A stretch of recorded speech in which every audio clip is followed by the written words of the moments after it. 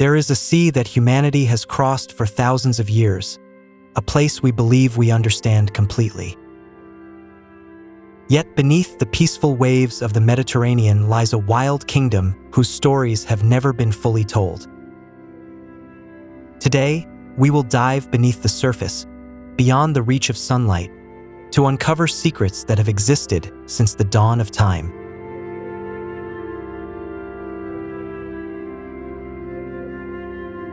The moment the surface closes above us, an entirely different world begins to emerge.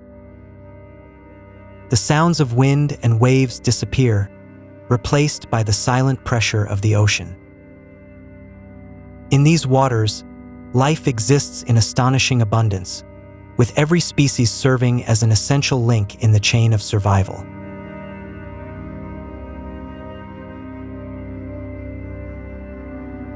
Millions of creatures exist together within a tightly connected network, where every species has its own role to play. But wherever life thrives, apex predators are always present. Their existence reminds us that the ocean has never truly been a place without danger.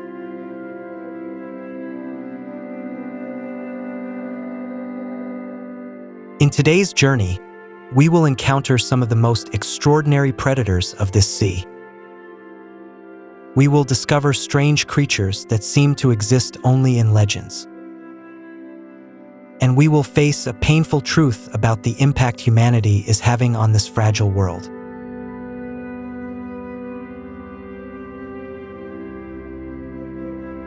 The Mediterranean, it is not merely a familiar holiday destination on the world's travel map. It is a true wilderness, where life and death exist side by side in every moment beneath the waves. The journey into this mysterious kingdom begins now.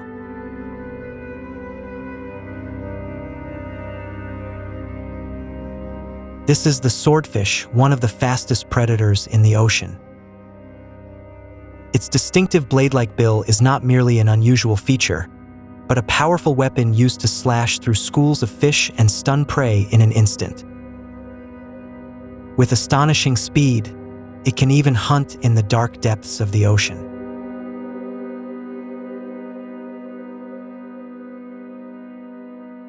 Not every predator relies on speed or sharp weapons. Bottlenose dolphins conquer the ocean through intelligence and teamwork, living in closely connected groups and communicating through a complex system of sounds. Using echolocation, the entire pod works together to drive prey into confined areas through strategies passed down across generations.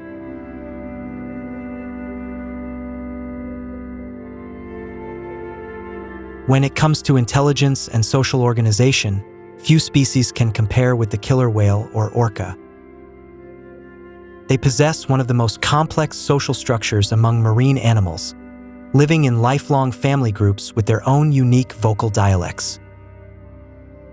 No two pods are exactly alike.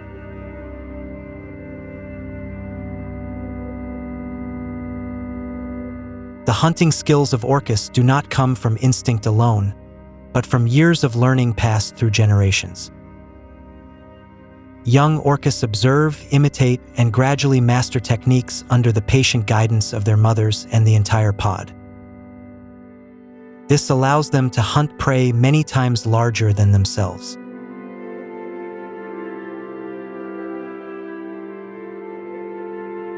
What amazes scientists most is the orca's ability to work together against sharks, creatures once considered nearly unbeatable.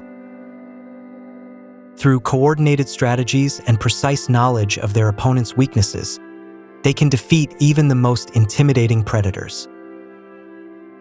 It is clear evidence that intelligence can overcome pure physical power.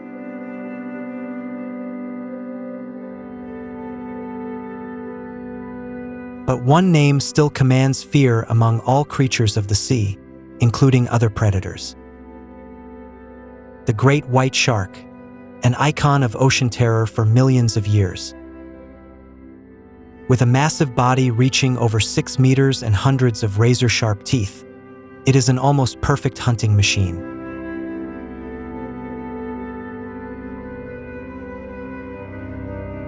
The great white shark possesses an incredibly sensitive electroreceptive system, allowing it to detect the faintest heartbeat of prey hidden beneath the sand. Combined with explosive attacks from the depths, almost no prey has time to react. This strategy has allowed the species to survive almost unchanged for tens of millions of years.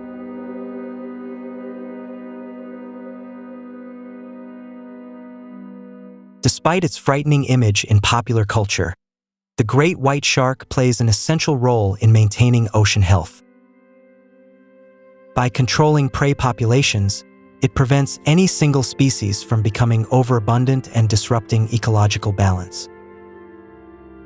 Without it, the entire marine food chain could collapse through a chain reaction.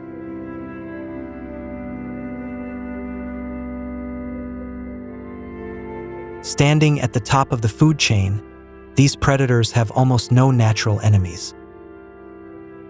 But their dominance is not about destruction. It is about maintaining order within the entire marine ecosystem. They are living proof that power, when combined with intelligence, can create balance rather than chaos.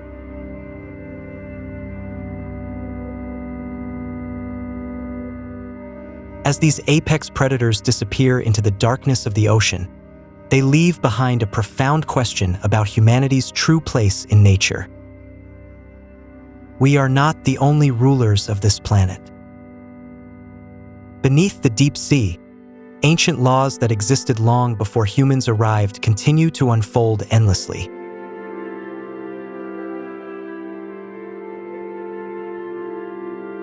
Leaving behind the world of apex predators, we encounter a creature carrying an extraordinary evolutionary history. Green sea turtles have existed on Earth for more than 100 million years, surviving through the age of dinosaurs and witnessing their extinction. Every year, they travel thousands of kilometers just to return to the exact place where they were born.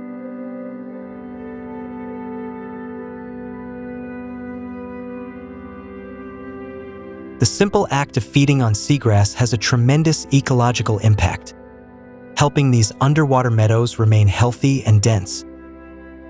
But this ancient and resilient creature now faces entirely new threats. Floating plastic waste, often mistaken for jellyfish, along with abandoned fishing nets, is taking the lives of countless turtles every year.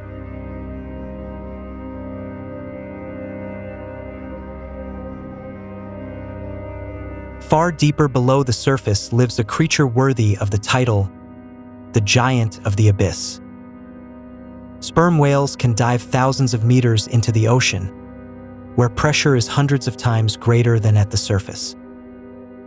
It is one of the most extraordinary and mysterious dives in the entire animal kingdom.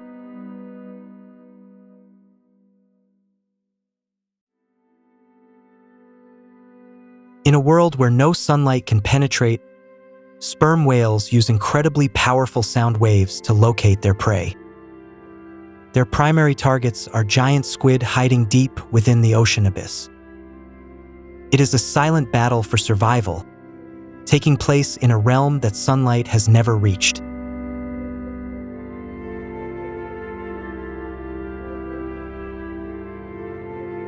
Like orcas, sperm whales possess a highly connected social life, living in matriarchal family groups that protect their most vulnerable members. Remarkably, they also have the largest brains of any animal on Earth. A vast intelligence hidden within the darkness of the deep ocean.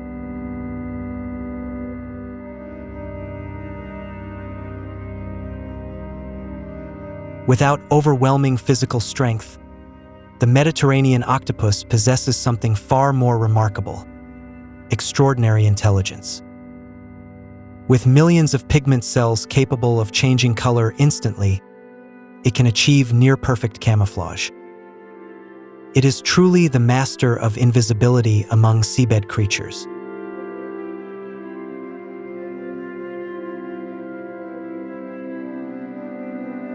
What amazes researchers even more is the octopus's ability to use tools for survival.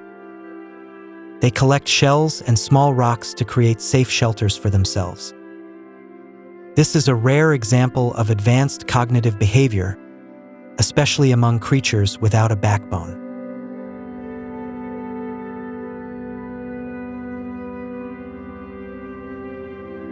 Hidden within the dark crevices of the seabed is a patient ambush predator. The moray eel can remain motionless for hours, waiting for the perfect moment to strike using a second set of jaws hidden inside its throat. These jaws extend forward to pull prey deeper inside, a hunting mechanism almost unmatched anywhere else on Earth.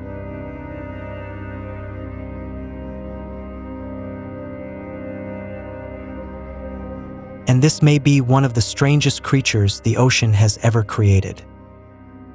The ocean sunfish, or mola mola, is the largest bony fish in the world today. With its unusual flattened body, it looks as if nature mysteriously stopped its design halfway through.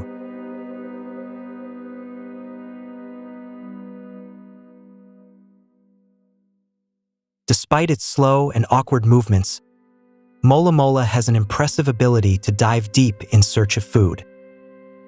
Its favorite prey is jellyfish creatures whose populations are increasing due to growing ecological imbalance. In this way, the ocean sunfish becomes an important natural regulator of the marine ecosystem.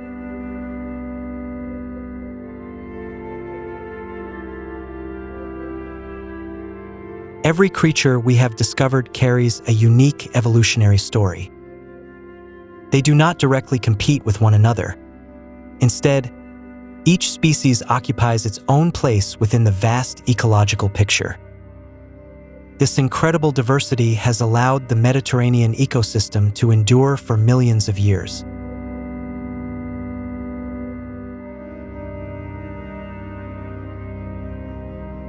But this diverse and balanced world is neither guaranteed nor permanent. It is the result of countless generations of evolution and adaptation. And now, this fragile balance is facing challenges unlike anything it has ever encountered before.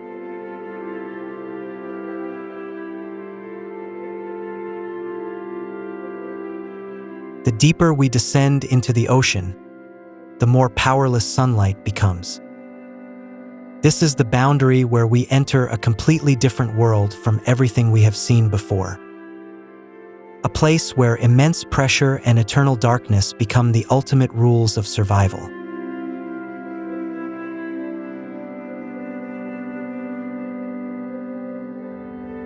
More than 500 meters below the surface, extraordinary cold-water coral reefs exist in a world few people have ever seen.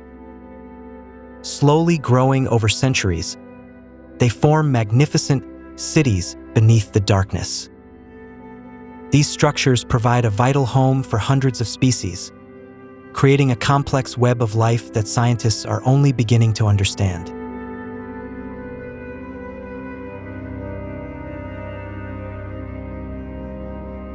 Sadly, these ancient cities, built over thousands of years, are being destroyed in moments by human activity.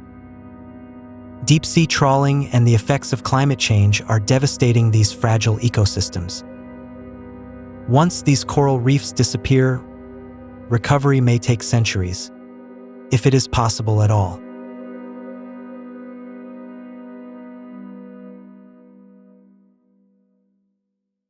The Mediterranean also hides deep underwater canyons, many of which remain almost completely unknown to humanity. In this extreme environment, life continues to survive and adapt in remarkable ways. Many species have evolved bioluminescence to communicate or lure prey in the endless darkness.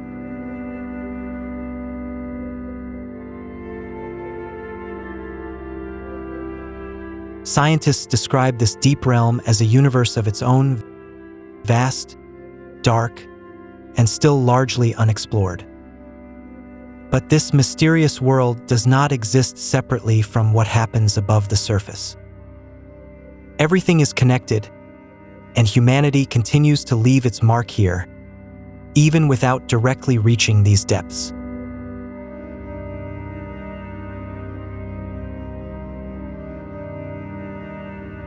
The breathtaking image of a wild Mediterranean is slowly being erased by human activity. Plastic pollution and microplastics are entering every level of the marine food chain. From the smallest plankton to the apex predators we have discovered, no species is truly safe from this threat.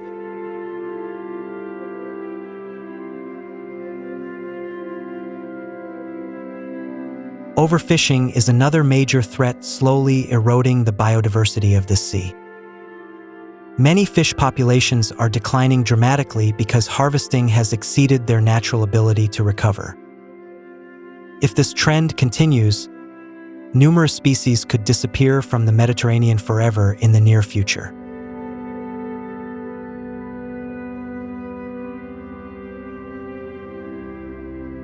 Global climate change is causing Mediterranean waters to warm at an alarming rate. This transformation is altering familiar habitats, forcing many species to migrate or face the risk of failing to adapt. An ecosystem that remained stable for thousands of years is now being disrupted day by day.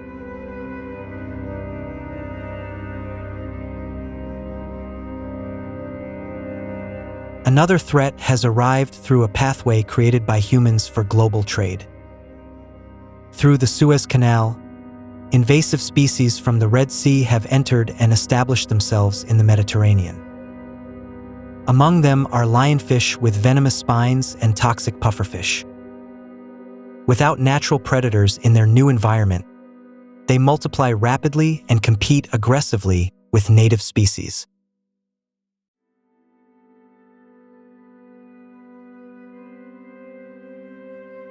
What is happening beneath the Mediterranean is one of nature's clearest and most urgent warnings to humanity. An ecosystem that maintained balance for thousands of years is now trembling every day. And sadly, the root cause of much of this damage comes from our own actions.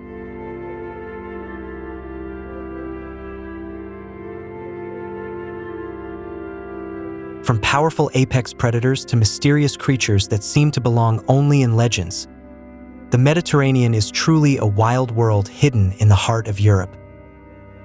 Every species, no matter how large or small, plays an irreplaceable role in the symphony of life beneath the waves.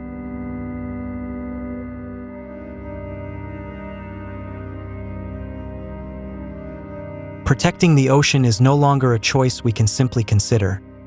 It has become essential for the survival of this entire ecosystem. Expanding marine protected areas, reducing plastic waste, and supporting sustainable fishing practices are critical steps forward. Every small action we take today will help shape the future of the ocean.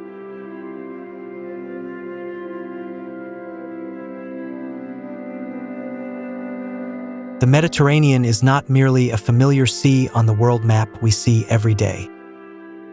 It is a vast and mysterious wilderness, where apex predators and ancient creatures continue their endless struggle for survival in a changing planet.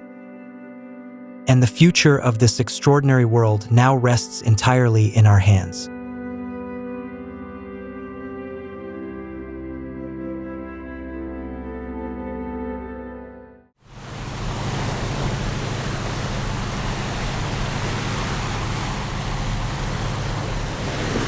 The ocean covers more than 70% of Earth's surface, a world larger than all continents combined. From afar, it appears calm, smooth, even monotonous. But that is just the surface, and the surface never tells the whole truth.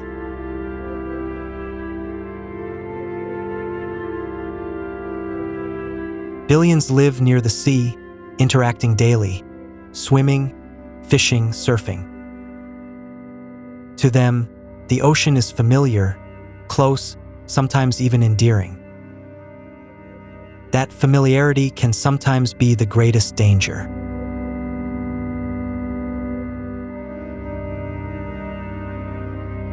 Even with ships weighing hundreds of thousands of tons, the ocean remains immense. In the open sea, even the largest ship is just a speck on the water. When the ocean awakens, no human machine is sufficient.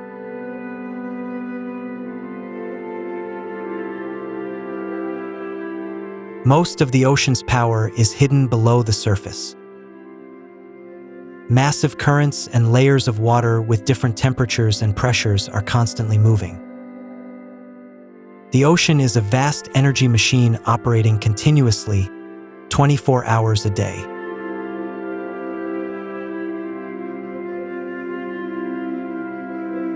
Then the sky changes.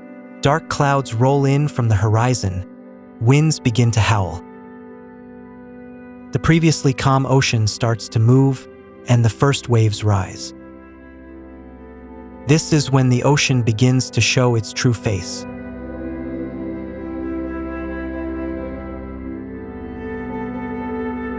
Ocean wall. The ocean wall, not a scientific term, but how humans describe moments when the ocean rises like a massive wall before them.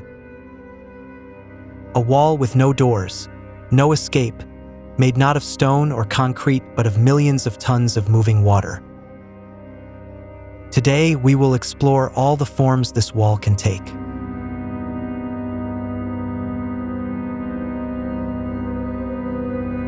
Everything usually begins like this, a normal afternoon at sea, nothing unusual. The ship runs smoothly, radar shows no alerts, the crew has no reason to worry. Then everything changes in less than a minute.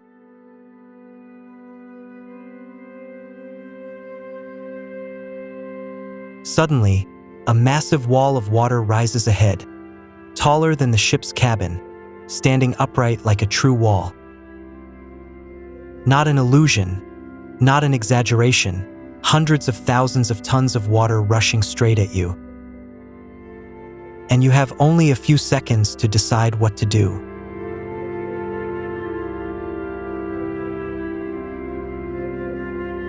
The most terrifying aspect is not the wave's height, but its mass and speed. A 20-meter wave carries energy equivalent to dozens of large bombs, all focused on a single point. Even the thickest steel ships can be broken under that impact.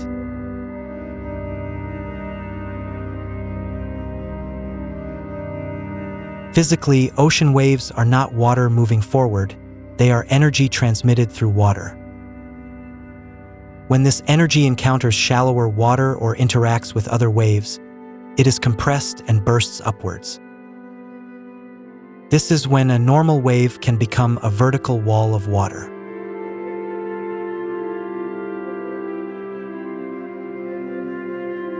And then, as quickly as it appeared, the water wall vanishes. The sea returns to normal as if nothing happened. Only the traces on the ship tell the story. The ocean never apologizes, and it never warns in time.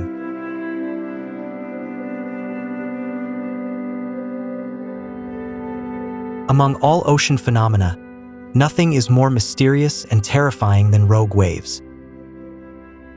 They appear suddenly in calm seas, towering 2 to 3 times higher than surrounding waves. No warning, no signs, no time to prepare.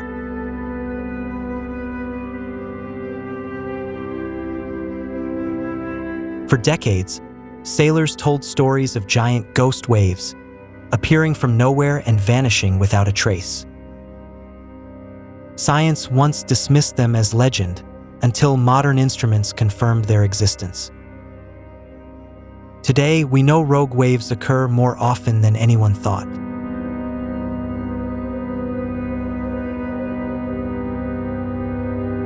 The formation of rogue waves involves the convergence of energy from multiple directions.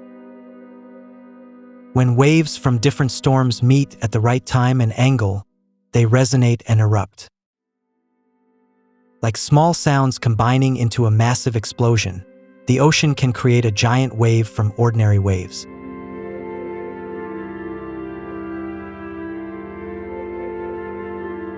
The pressure exerted by a rogue wave can reach up to 100 tons per square meter. Even thick armored glass on modern ships can shatter in an instant. Many unexplained maritime losses are now attributed to rogue waves.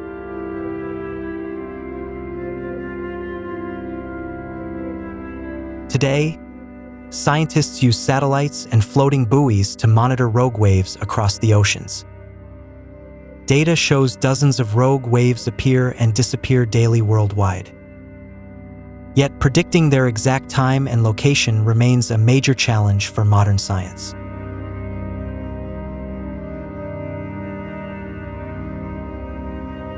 Even the world's largest modern cruise ships have fallen victim to rogue waves. Passengers dining or sleeping in cabins are suddenly thrown as the massive wave strikes. The ocean does not care about your size, technology, or schedule.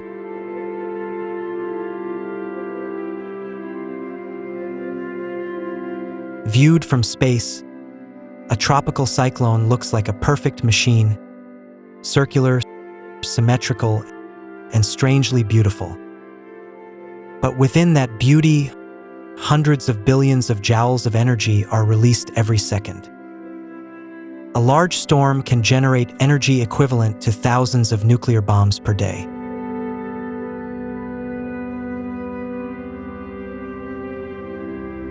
Inside a major ocean storm, wind and waves are no longer separate entities. Wind tears across the sea, lifting water into dense, salty mist that obscures vision. The boundary between air and water disappears.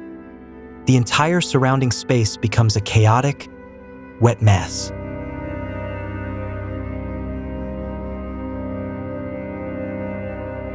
The true power of a storm lies in how its elements combine like a perfect destruction machine. Low pressure at the center pulls the sea upward. Wind pushes water to shore. Waves keep stacking. No single factor is strong enough alone, but together, they create something no structure can fully resist.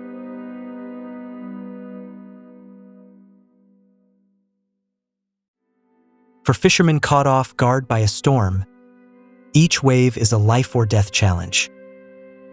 The boat faces not one wave, but a continuous series of waves.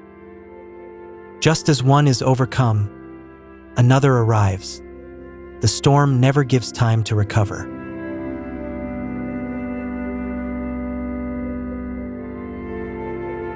On land, storm surge can turn coastal neighborhoods into part of the ocean in a few hours. Not just waves, the entire sea level rises meters above normal. Streets, houses, ordinary life, all submerged under the massive water wall of the storm.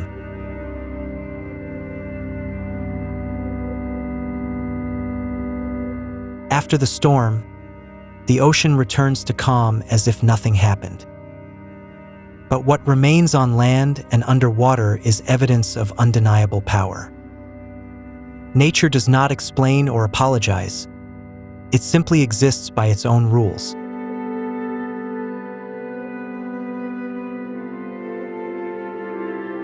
Along vertical coastal cliffs, the ocean and land engage in a millennia-long dialogue. Each wave crashing against the cliffs is a question, and the answer is always the booming explosion of water breaking. This dialogue has gone on for millions of years and will continue long after humans are gone.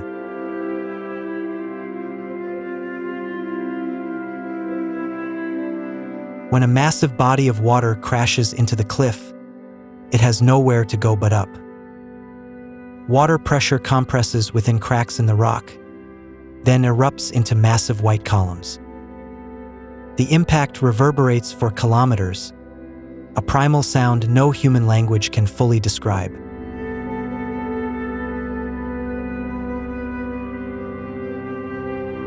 From above, the moment waves engulf the cliff tip looks like the ocean swallowing the land. For a few seconds, it's impossible to distinguish rock from water, all submerged in a chaotic white. Then the water recedes, and the cliff reappears, eroded slightly, but still standing.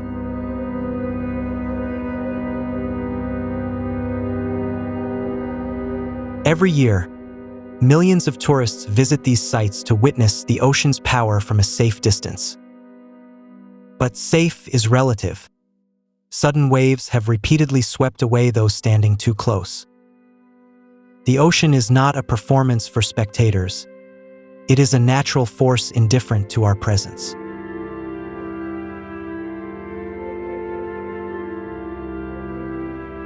Few places on Earth are as beautiful as tropical coral seas. Jade waters, white sands, golden sunlight. But this paradise hides one of the ocean's most dangerous traps. Just beneath the clear water, coral reefs can turn gentle waves into deadly forces.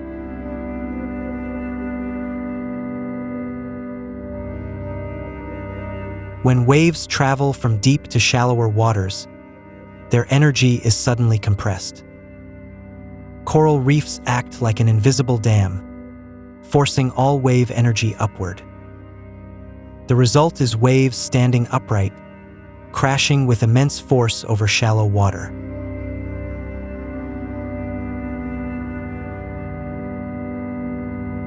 Waves breaking on coral reefs create perfect barrels, a paradise for professional surfers.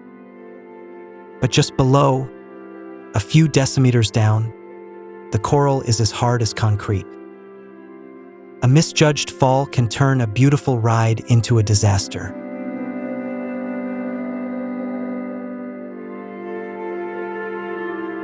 For small boats, tropical coral reefs are among the most unpredictable dangers in the ocean.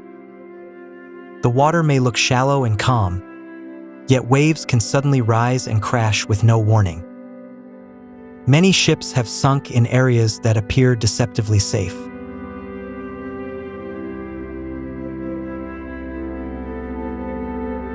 In polar glacial bays, the ocean and ice coexist in a cold and serene beauty.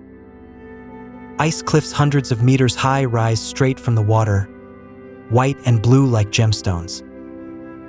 It appears as one of the most peaceful places on Earth, until the ice begins to move.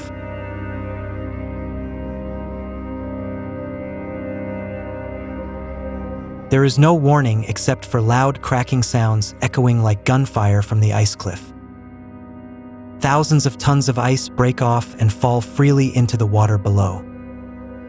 The impact creates a minor seismic shock, and a wave radiates from the collision point at terrifying speed.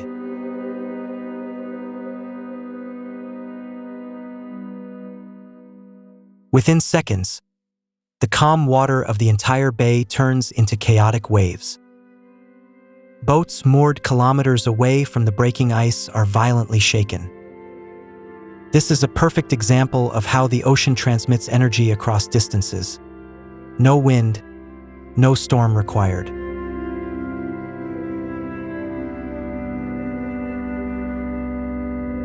After breaking off from glaciers, icebergs become moving walls in the ocean. Only about 10% of their mass is visible above water. 90% remains hidden below. Icebergs drift along currents, silently and invisibly in darkness or thick fog.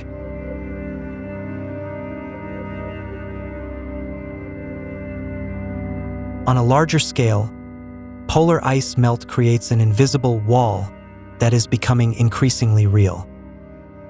Sea levels rise every year, centimeter by centimeter, quietly encroaching on land. This is the slowest but most formidable version of the ocean wall, unseen yet unstoppable.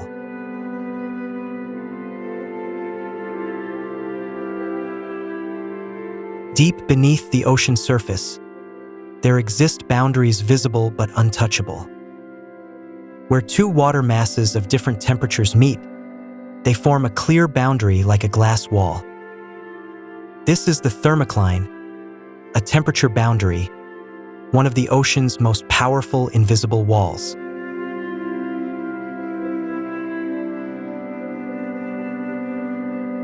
The ocean is not a homogeneous mass of water. It is divided into distinct layers like giant compartments. Each layer has its own temperature, salinity, and density, creating real physical boundaries.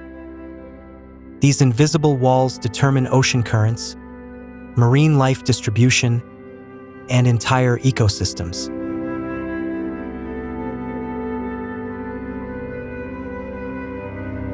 Beneath the ocean, massive waves exist that are invisible from the surface.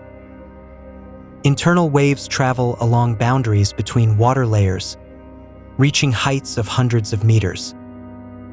They affect submarines, underwater pipelines, and the entire oceanic transport system.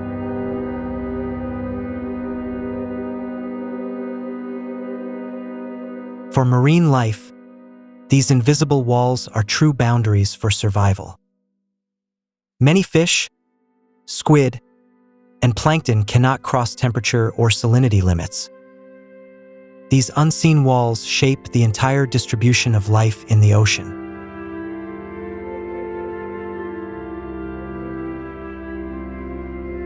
Experienced seafarers share one thing in common. They never say they conquer the ocean. They say navigate through, and they know that every successful journey relies on careful preparation and a measure of luck. Respecting the ocean is not weakness. It is wisdom accumulated over generations.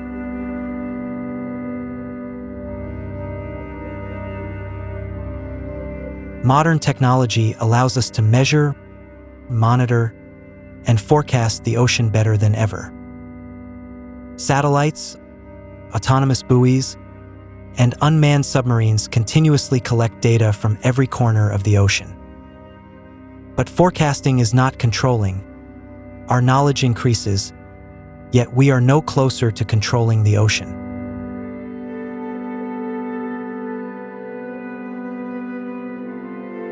Lifelong fishermen possess knowledge that no textbook can teach.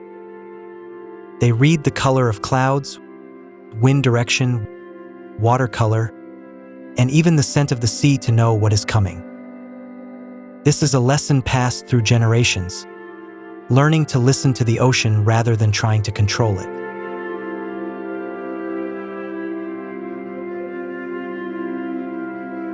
Coastal communities have learned the most valuable lesson: living in harmony with the ocean, not against it. They build higher homes, plant mangrove forests as natural shields, and know when to retreat. Humility before nature is not failure. It is the wisest survival strategy.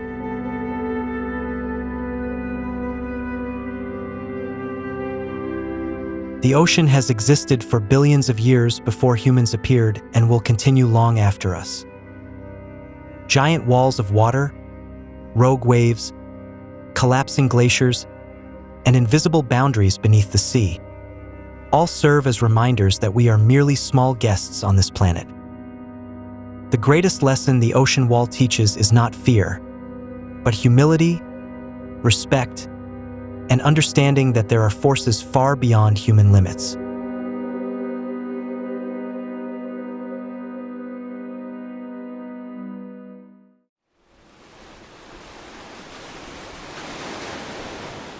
The ocean has always guarded secrets beyond explanation.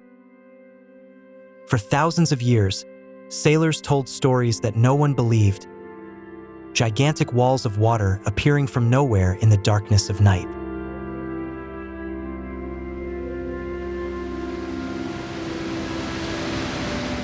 Viking sailors, Mediterranean traders, and Japanese fishermen all described waves higher than 30 meters.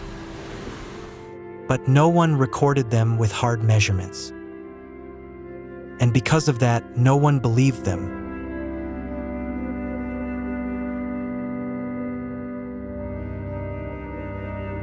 Throughout the 19th and early 20th centuries, physics described ocean waves with simple linear equations.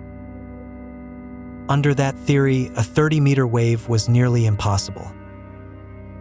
Science chose mathematics over the testimony of sailors.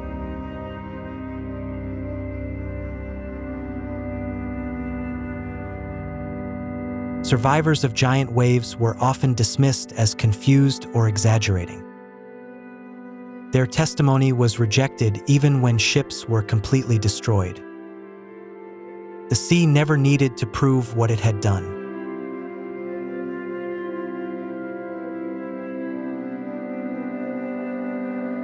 In the 20th century alone, hundreds of large ships vanished without a trace along major sea routes. No distress signal. No significant wreckage. Reports simply stated, "Cause unknown."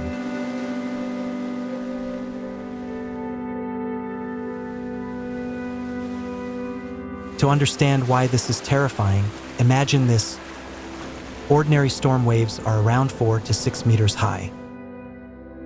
A rogue wave can be 5 times taller, equal to a 10-story building, and it appears within seconds.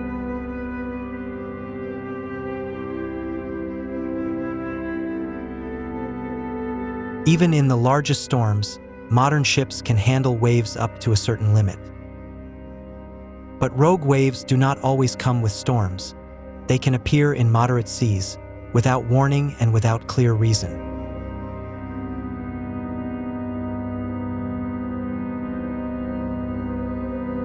For centuries, maps of mysterious ship disappearances formed a strange pattern, clustering in certain regions of the world. But science had no answer, until one day in late 1995.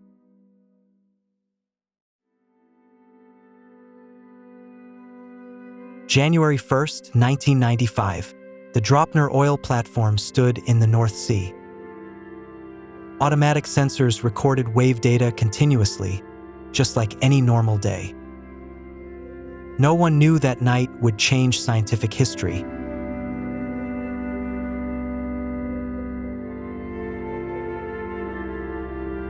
At 3 p.m., the sensors recorded something extraordinary. While surrounding waves were only 11 to 12 meters high, one solitary wave reached 25.6 meters. More than twice as large, exactly as sailors had long described.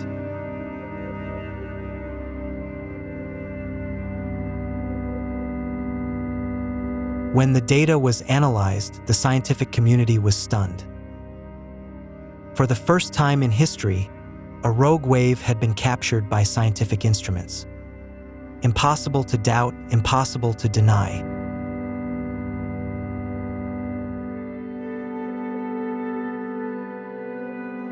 The Dropner wave, as it became known, marked a historic turning point.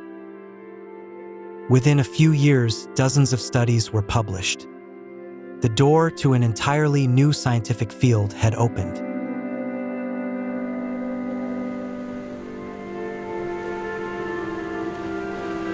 To put it in perspective, the largest container ships in the world may rise about 70 meters from the waterline. But the section directly exposed to waves, the hull above sea level, is only around 15 to 20 meters high. A Dropner-sized wave could engulf many modern ships.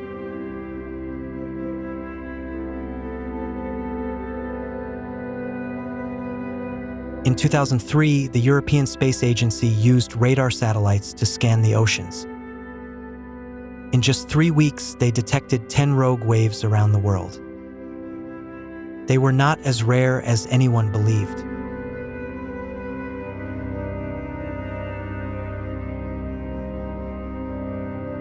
Under older probability models, a wave like Dropner should appear only once every 10,000 years. But satellite data showed they were happening somewhere on the ocean almost every week. The old theory was completely wrong.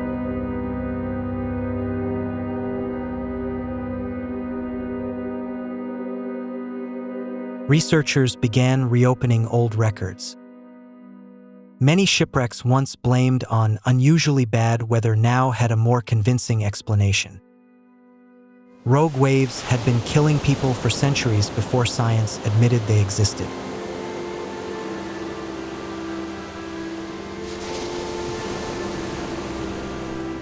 What makes rogue waves especially dangerous is not only their height.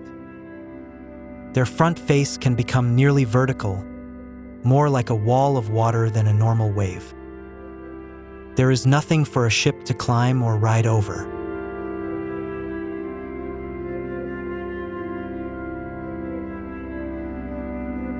Measurements show that rogue waves can exert around 100 tons of pressure per square meter. By comparison, ordinary structural steel may withstand only 25 to 30 tons per square meter. A rogue wave can bend and tear open a steel hull like paper.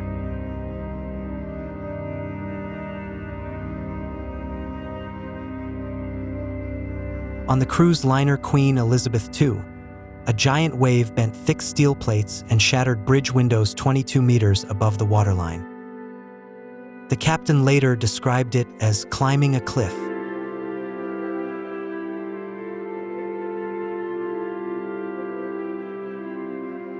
The danger does not come only from the crest. Ahead of many rogue waves is a deep trough, often called the Hole of Death. A ship is dragged bow first downward, just as the wall of water crashes down from above.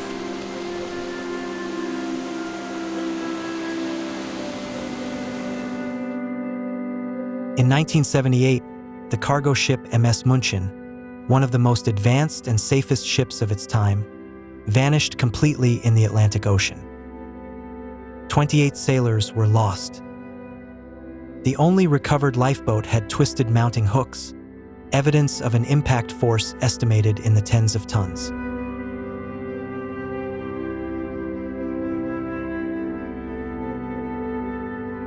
At least 22 supercarriers were lost between 1969 and 1994, before science proved rogue waves existed. Today, many researchers believe a large share of those sinkings were linked to this phenomenon.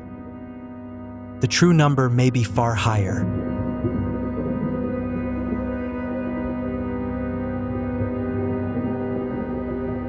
An important distinction: rogue waves are not tsunamis.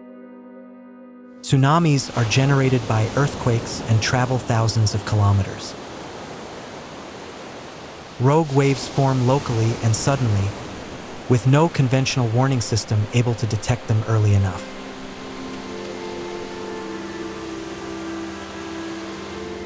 How can a gigantic wave appear from nowhere? Science proposes several different mechanisms. The first and most intuitive is wave reinforcement, when many waves from different directions meet at the right place at the right time.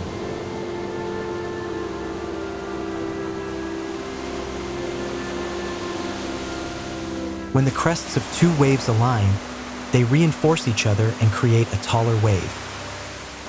Across the vast ocean, dozens of waves from different storms can converge at one point.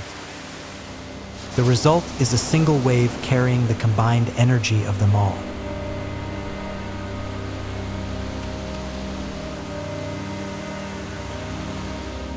The second theory involves ocean currents. The Agulhas Current near southern Africa flows against large swells arriving from the Indian Ocean. When waves meet an opposing current, their energy is compressed and wave height can rise suddenly.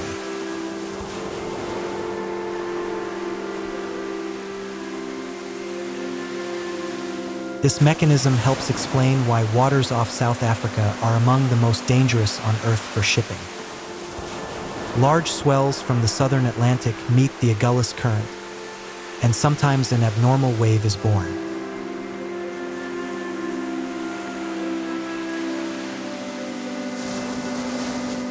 The third theory, and the most complex, is nonlinear interaction.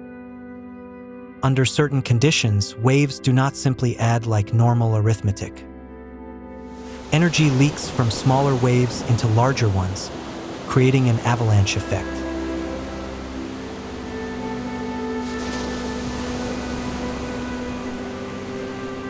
In laboratories, scientists have successfully recreated this phenomenon in scaled wave tanks.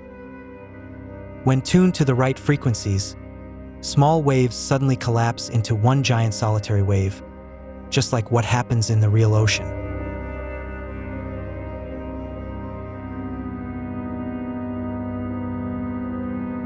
More frightening still, rogue waves are not caused by only one mechanism.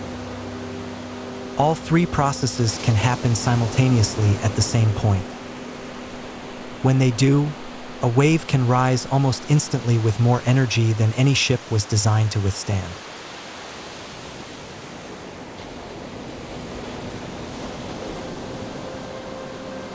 Modern computer simulations show that rogue waves do not last long. They form within seconds, reach a peak, then collapse again in under a minute. But that is enough time to destroy anything in their path.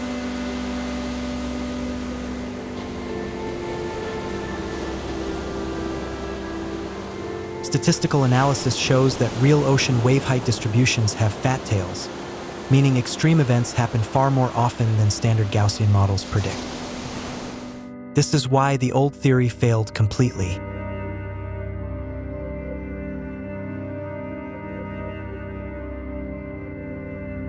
Although rogue waves can appear in any ocean, some regions are recorded far more often than others. These are places where strong currents, heavy winds, and seafloor topography combine to create ideal conditions for the phenomenon.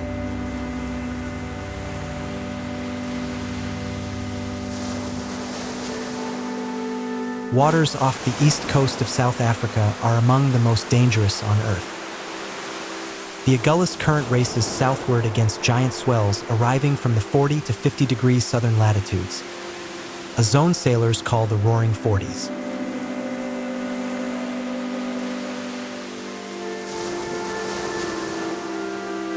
The Gulf Stream in the North Atlantic is another hotspot. When giant winter waves from the north meet the warm opposing current, the probability of rogue waves rises sharply. It is also the busiest shipping route linking Europe and North America.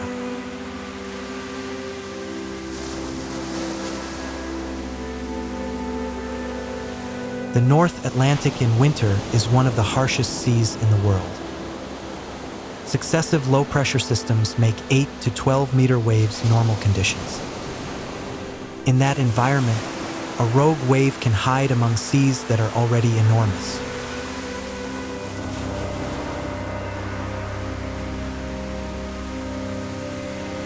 Seafloor topography also influences rogue wave formation. Where ocean depth changes suddenly, wave energy can be focused much like light through a lens. Regions with deep trenches beside continental shelves are especially dangerous.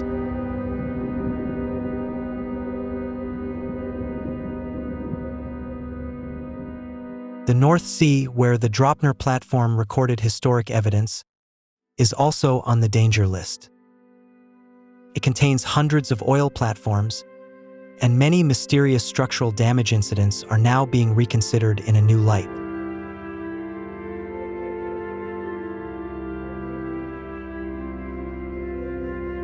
A new concern is emerging. Climate change is altering global wind patterns and ocean currents.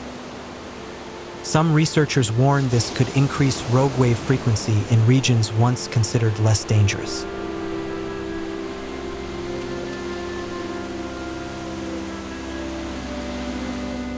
The most important question today is no longer whether rogue waves exist. That has already been proven. The question is, can we predict them in advance? And if so, how much warning time is needed to save lives?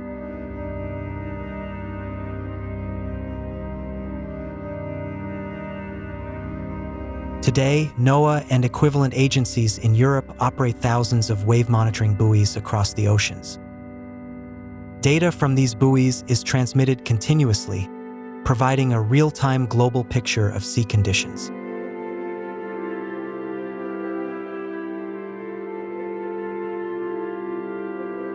Artificial intelligence is being brought into this battle.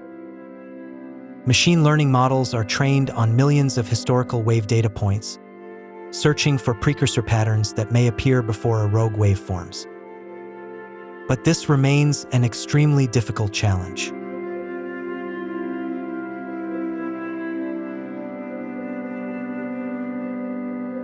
Early results suggest warning signals may be detected 2 to 4 minutes before a rogue wave fully forms.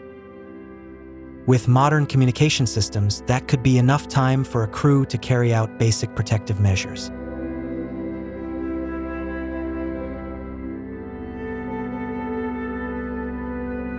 Modern radar satellites can scan vast ocean areas in only minutes. Combined with surface buoys and AI models, a global early warning system is slowly taking shape, though it may still take years to fully mature.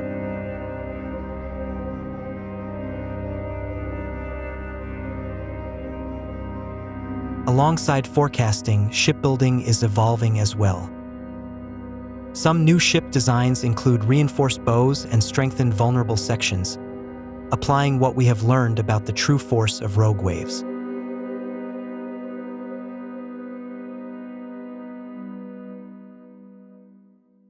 Today's young scientists grew up in a world that already accepts rogue waves as reality.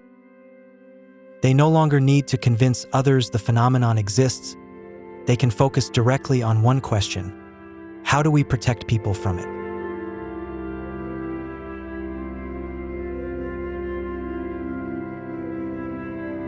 The chance of one specific ship encountering a rogue wave on a single voyage is very low. The ocean is vast, and although these waves are more common than once believed, they remain extreme outliers on a broad spectrum. But when small probability meets massive scale, the consequences can be catastrophic.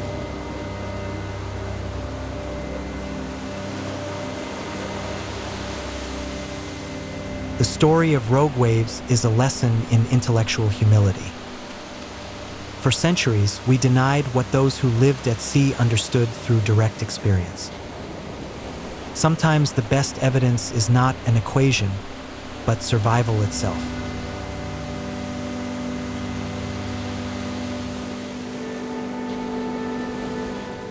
The ocean covers more than 70% of Earth and still holds countless mysteries. Rogue waves remind us that nature is always more complex than our models. Each time we think we fully understand it, the ocean finds a way to prove otherwise.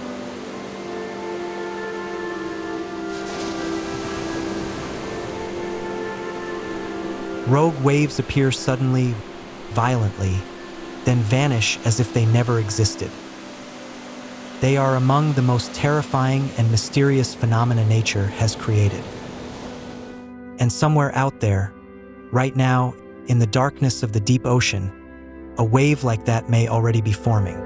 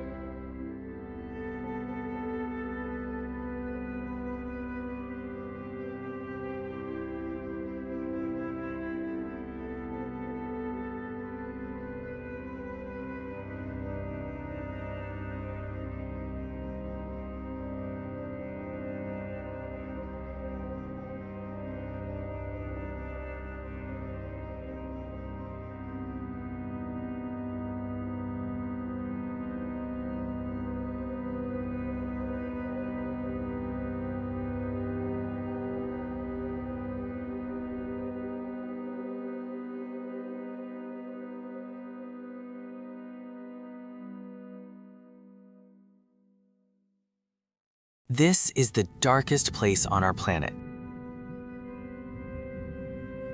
Not outer space, not a cave, not the depths of a forest. It lies directly beneath your feet, 11 kilometers below the ocean's surface. Sunlight can only penetrate the first 300 meters of the ocean. Below that lies the twilight zone, then the midnight zone, and finally, absolute darkness. Challenger Deep is 36 times deeper, where no ray of sunlight has ever reached.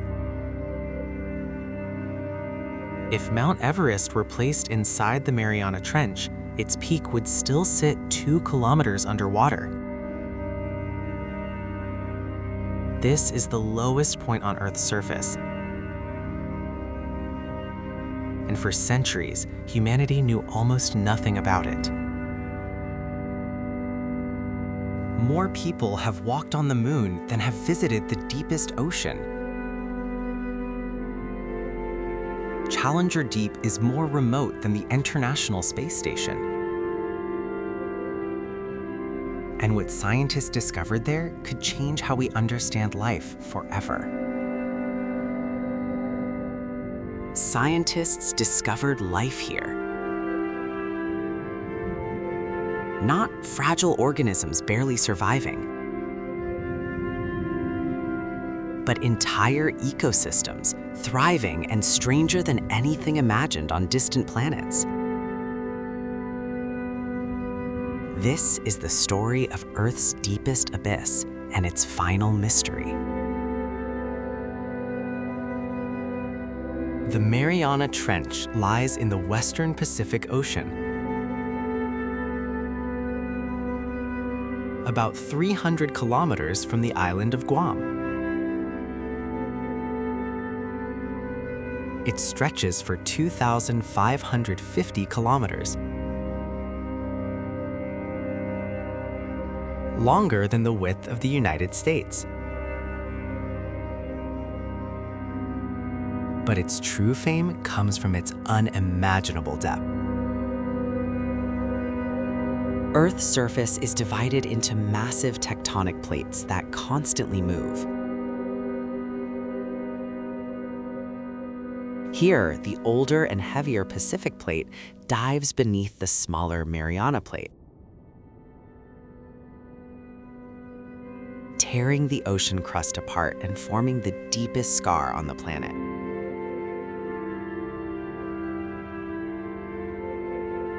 What makes the Mariana Trench so deep is the age of the ocean crust. It is 170 million years old.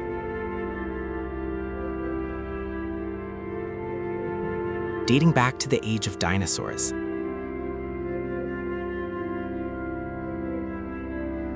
Older crust is colder, denser, and sinks deeper into the planet.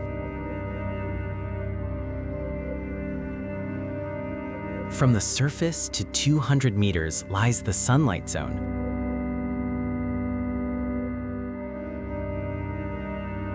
Home to dolphins, sharks, and coral reefs.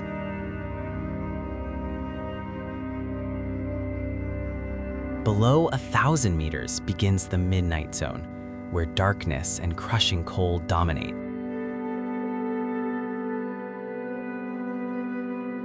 But beyond 6,000 meters lies the Hadal zone.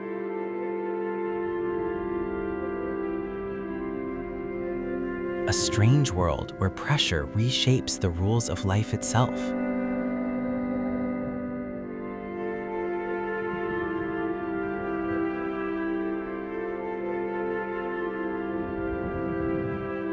The pressure at Challenger Deep is more than 1,000 times stronger than at sea level.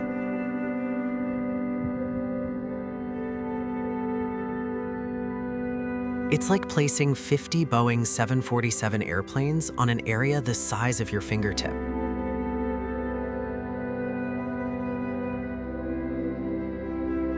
Any object not specially reinforced would be crushed instantly.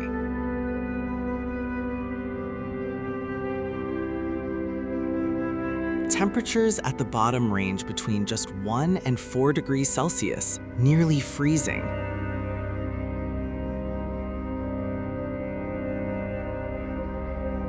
No sunlight reaches this depth, and no warm ocean currents can penetrate it.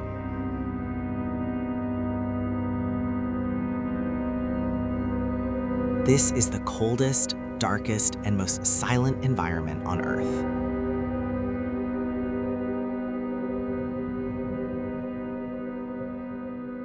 You sit inside a steel sphere, smaller than a refrigerator.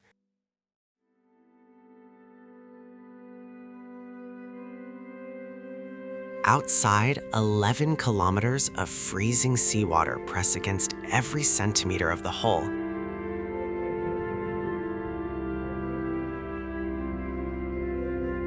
And the only sound you hear is the metal creaking under unimaginable pressure.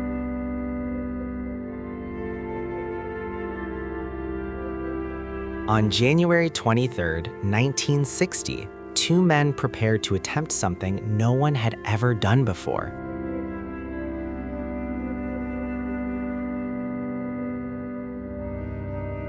U.S. Navy Lieutenant Don Walsh and Swiss engineer Jacques Piccard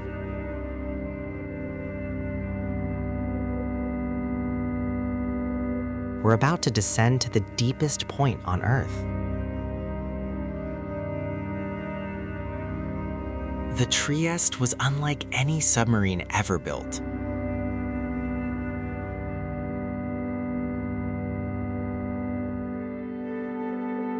Above sat a massive tank holding 85,000 liters of gasoline for buoyancy.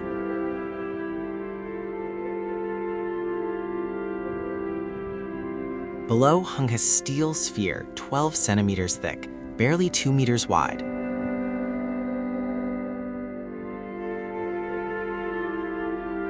No cameras, no robotic arms, no rescue system, just two men and a mission.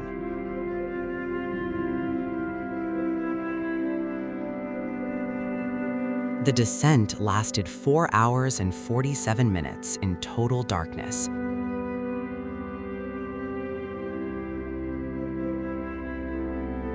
Walsh and Piccard could see nothing, only hearing the water, each other's breathing, and the creaking of metal.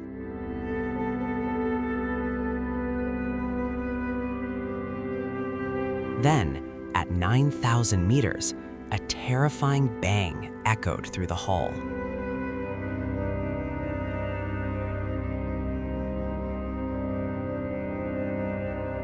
A plexiglass window on the outside had cracked under pressure, shaking the entire vessel.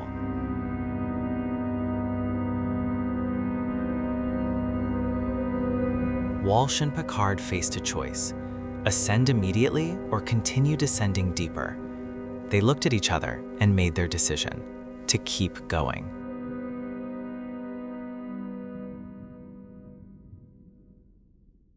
At 1:06 p.m., the Trieste touched the bottom of Challenger Deep at a depth of 10,916 meters.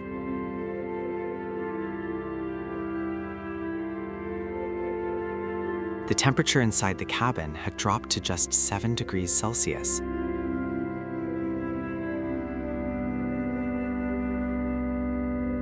Exhausted and shivering, they had only 20 minutes before beginning the ascent.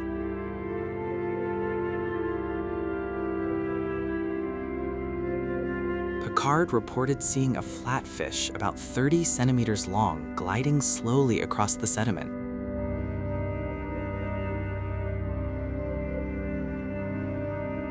Then small shrimp appeared, movement, life.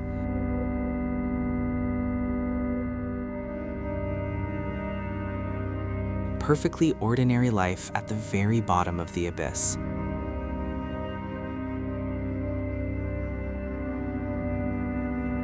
Challenger Deep was not empty. Something was living there.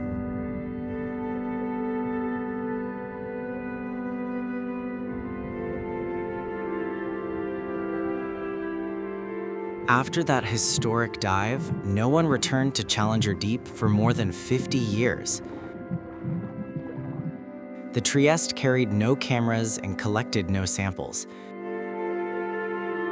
2 eyewitness accounts were the only evidence. The US Navy abandoned the effort. The cost was enormous, and the scientific return seemed too small.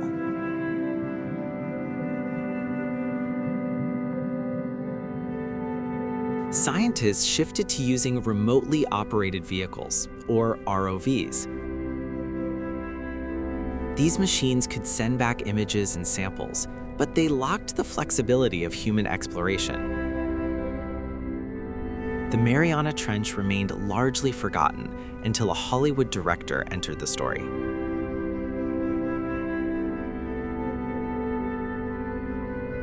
On March 26, 2012, filmmaker James Cameron climbed inside the submersible Deep Sea Challenger. The director of Titanic and Avatar was about to descend alone to the deepest point on Earth. This time, there were cameras, scientific instruments, and tools to truly study the abyss.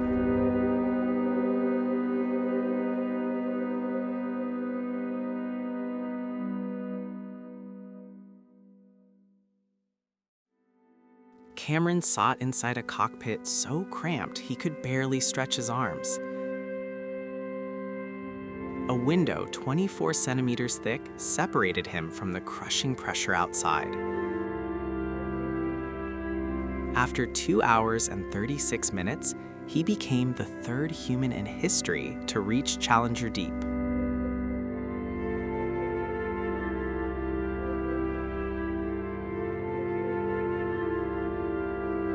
Cameron described the landscape as desolate, almost like the moon.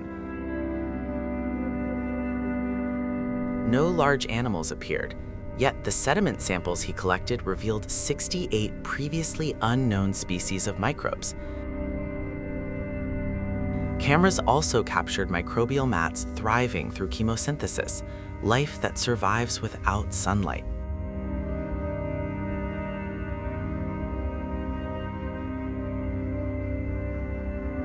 In May 2019, American explorer Victor Vescovo reached a record depth of 10,927 meters. But he did not stop after one dive. Vescovo returned repeatedly, allowing humans for the first time to systematically explore the deepest part of the ocean.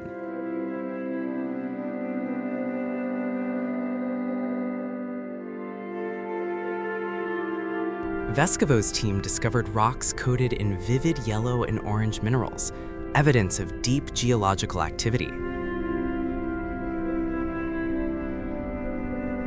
They also identified 4 new species of amphipods, shrimp-like creatures perfectly adapted to the crushing pressure of the abyss.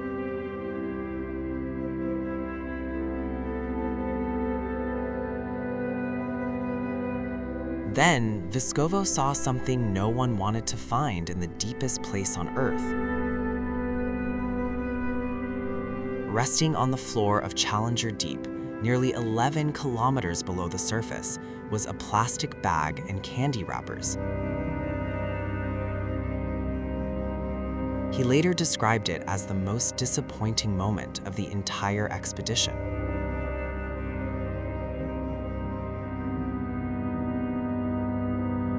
Scientists brought the captured deep-sea creatures back to the laboratory and analyzed their tissues. The results were shocking. Nearly every animal examined contained microplastics. Plastic from the surface had sunk 11 kilometers down, and the creatures here are consuming it.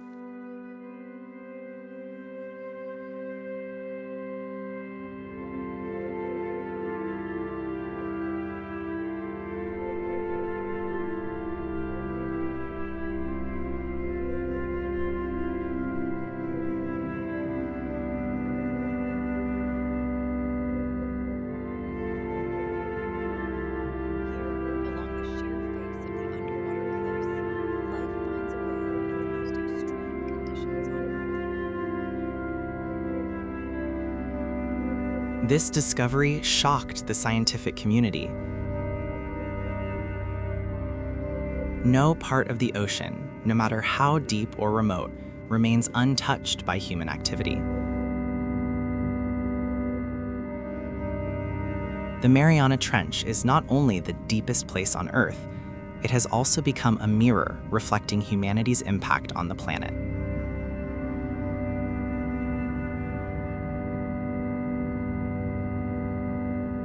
The Mariana snailfish is the deepest living fish ever recorded, surviving at depths beyond 8,000 meters.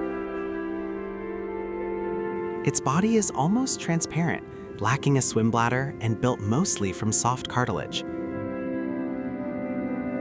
It represents the absolute limit of vertebrate life on Earth. Giant amphipods, relatives of shrimp, can grow up to 18 centimeters in the Mariana Trench. Scientists discovered they reinforce their exoskeletons with aluminum, something no other known animal does. They extract the metal directly from deep-sea sediments.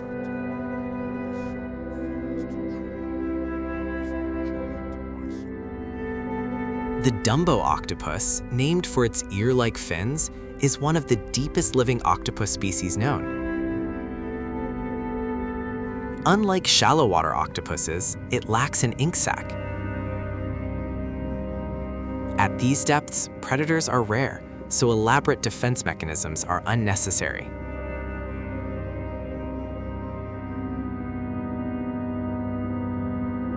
Xenophyophores are the largest single-celled organisms ever discovered. A single cell can grow to the size of a tennis ball. Spread across the ocean floor like alien flowers, they challenge many biological assumptions about the limits of life.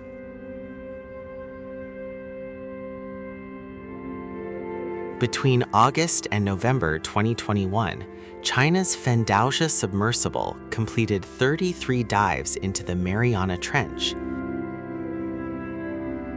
Scientists collected more than 1,600 sediment samples and discovered over 7,000 microbial species, nearly 89% of them previously unknown to science.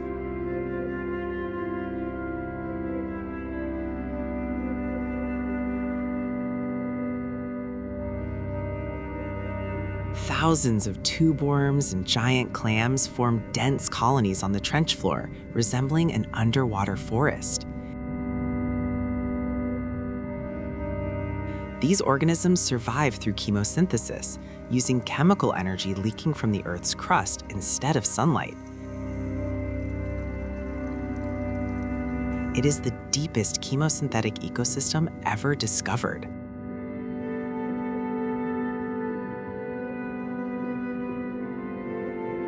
The Mariana Trench teaches us something extraordinary. Life does not require sunlight, comfortable temperatures, or the conditions we once believed were essential. But it also teaches us something else.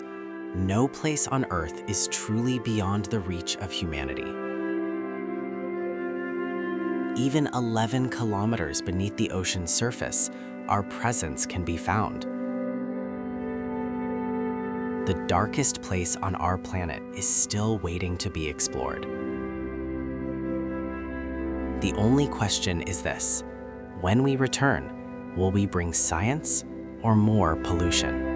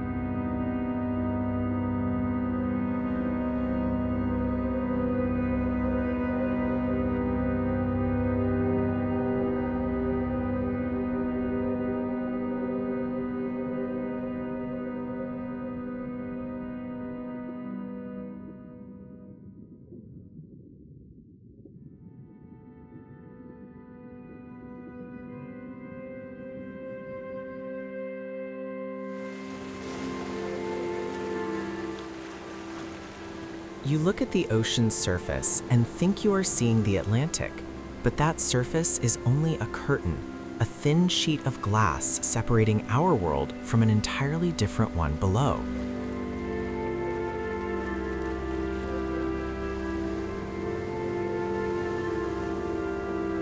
"99% of this ocean's volume exists where there is no light, no warmth, no familiar sound, and yet it is still full of life."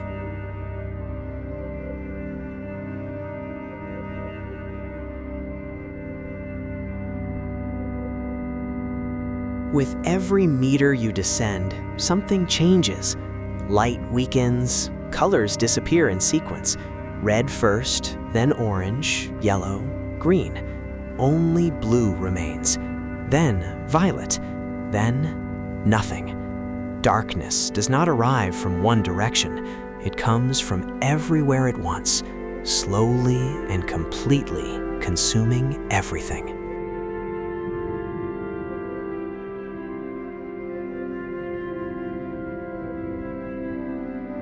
Before we descend deeper, look at the smallest life in the upper layer, phytoplankton. Single-celled organisms invisible to the naked eye produce more than 50% of the oxygen in Earth's atmosphere. Not rainforests, not the Amazon. These microscopic drifters, suspended in the top 200 meters of the Atlantic, are what keep you breathing.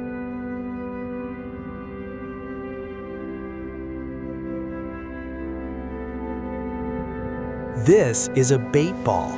Millions of herrings gather into a dense sphere and move as if they were a single organism. No leader, no central command.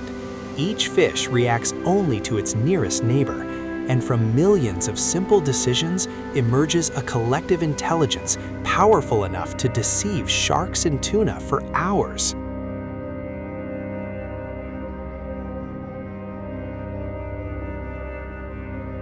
Funnus finis, the Atlantic bluefin tuna.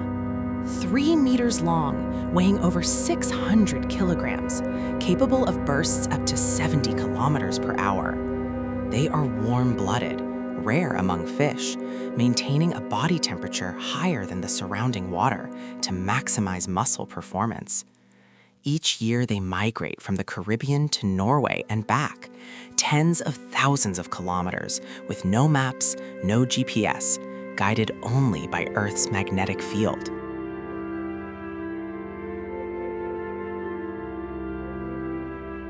Dolphins are not just intelligent, they have names. Each dolphin produces a unique signature whistle, like an acoustic fingerprint, and others in the pod call them by it. They remember companions after years apart. They teach their young hunting techniques through demonstration. The Atlantic is home to minds like these, right at the surface, right before our eyes.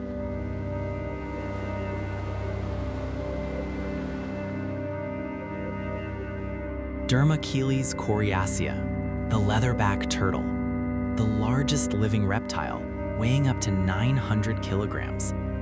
They dive deeper than 1,200 meters to hunt jellyfish, prey they pursue across the Atlantic. This species has existed for 100 million years, surviving the extinction that wiped out the dinosaurs. And now, they face the greatest threat in their history, us.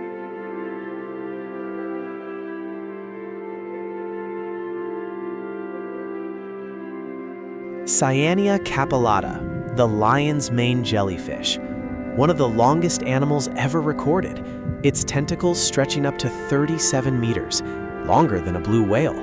No brain, no heart, no blood, a body made of 95% water.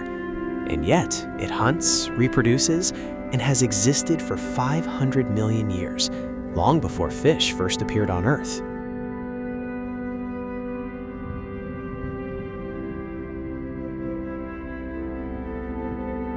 The Sargasso Sea is the only sea on Earth without a shoreline, its boundaries defined by 4 surrounding currents.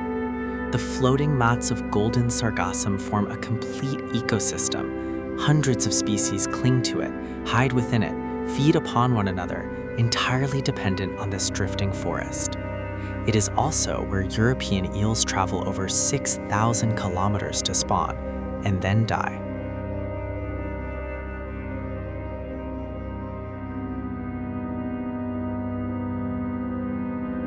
200 meters. Sunlight officially ends here. Above is the world you know.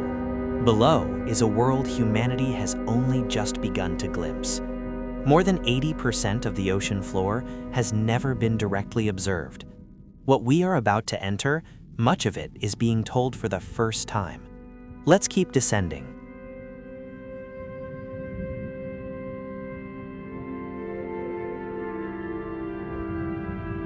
The mesopelagic layer, also known as the twilight zone, stretches from 200 to 1,000 meters.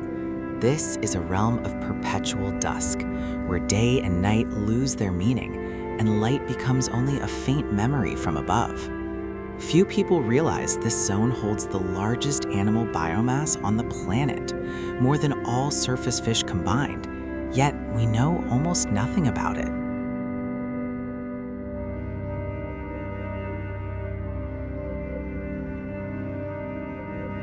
Myctophody, lanternfish. These tiny fish, only a few centimeters long, may be the most abundant fish on Earth by total biomass. Each night, they rise to the surface to feed. Each morning, they descend into darkness to avoid predators. This vertical journey of hundreds of meters, repeated every 24 hours, is the largest migration on the planet, and almost no one knows it exists.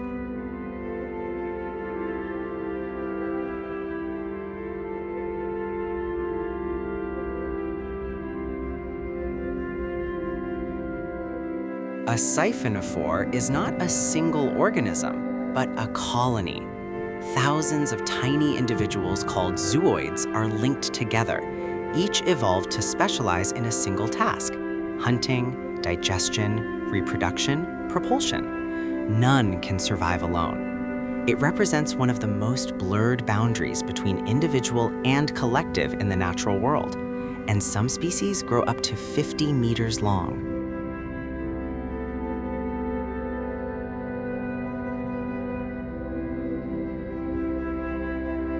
Vampiroteuthis infernalis, the vampire squid from hell, a scientific name that lives up to its meaning. Neither true octopus nor true squid, it is the last surviving member of an ancient evolutionary lineage. When threatened, it turns itself inside out like a cloak, exposing sharp spines, and releases not black ink, but clouds of bioluminescent light, turning darkness into illumination.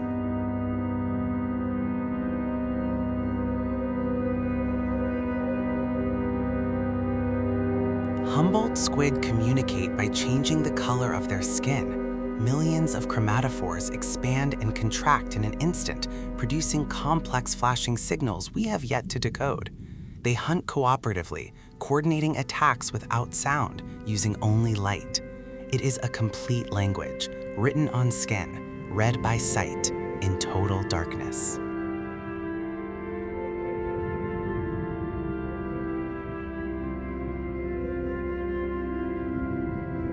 Relentless glesnae, the oarfish.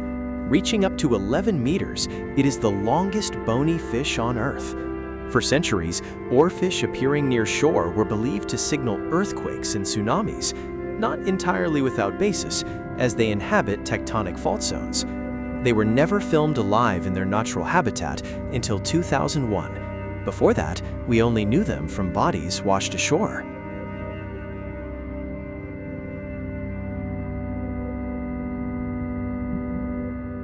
Marine snow. The remains of phytoplankton, animal waste, mineral shells of microorganisms all clump into tiny particles and fall continuously from the surface. It is the only food supply for life below the light zone. But marine snow is also a carbon pathway, carrying atmospheric CO2 to the ocean floor. The Atlantic is absorbing humanity's carbon and burying it for thousands of years. Every second, every day.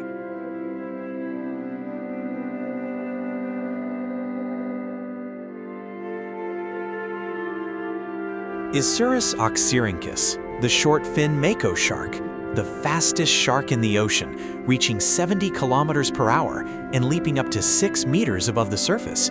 Like the bluefin tuna, makos are warm-blooded, maintaining elevated body temperatures to maximize muscle and brain performance while hunting. They can detect prey movement through electroreceptors across their snouts.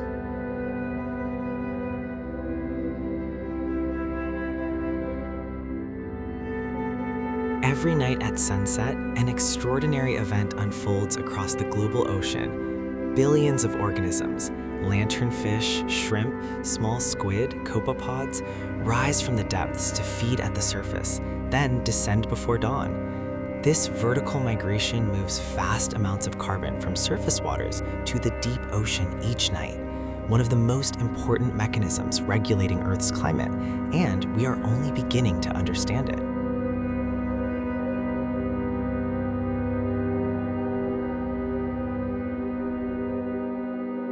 Copepods, smaller than a grain of rice, may be the most numerous animals on Earth. Trillions are drifting in the Atlantic right now. They are the central link in the entire marine food web, feeding on phytoplankton, eaten by small fish, and ultimately sustaining whales. If copepods disappeared, the ocean ecosystem would collapse within weeks.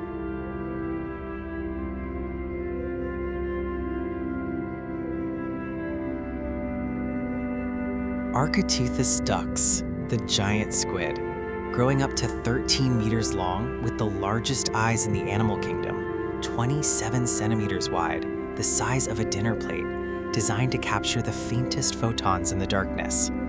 For centuries they were legend, the Viking kraken, the sailor's sea monster. Not until 2004 were they first photographed alive in their natural habitat, and much about them remains unknown.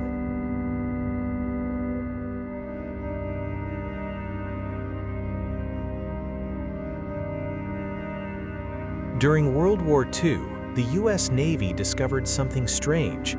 Sonar repeatedly misread the ocean floor. They called it the false bottom. Later, scientists realized it was the deep scattering layer, a dense concentration of organisms reflecting sound waves like solid ground. Billions of creatures gathered at the edge of light, forming a biological layer so thick, sonar mistook it for rock. War had accidentally uncovered one of the greatest ecological phenomena of the ocean.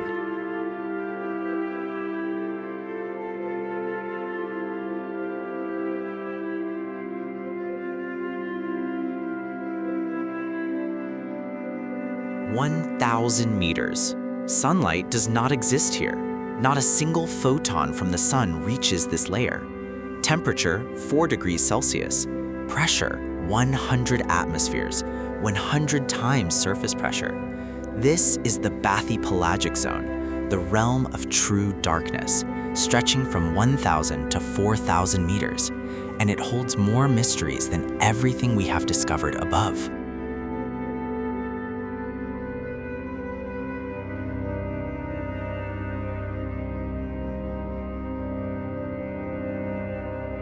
Melanocetus johnsoni, the black anglerfish. The female carries a biological lure on her head, its tip filled with bioluminescent bacteria, the only trap she needs. Prey approaches out of curiosity or mistake and disappears into elastic jaws capable of swallowing something twice her size. Her stomach can expand almost endlessly. In this darkness, you never know when the next meal will come.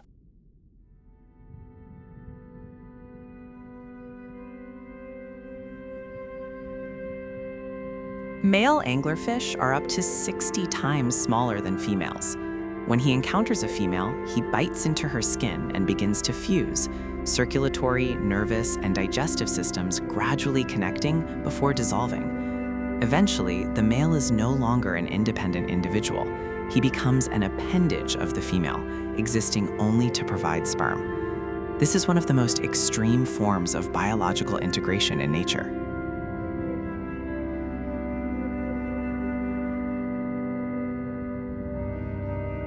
Dragonfish possess a weapon no prey here is prepared for: infrared light. Most deep-sea creatures cannot see infrared because evolution never created sensors for something absent from their environment. Dragonfish use it as a stealth flashlight, illuminating prey without the prey knowing it is being lit. They truly see in the darkness, while everything around them remains blind.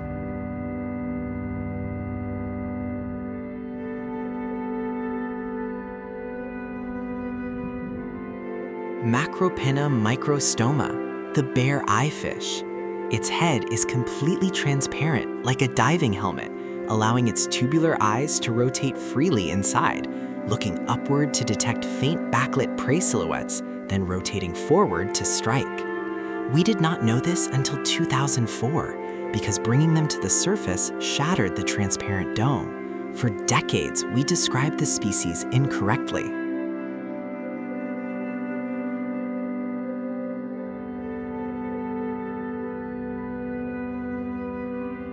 Chaliotis sloani, the viperfish. Fangs so long it cannot close its mouth, curving outward to form an inescapable trap. Along its belly, photophores emit light matching the faint glow from above, allowing it to disappear when viewed from below. In this darkness, even darkness itself becomes a weapon.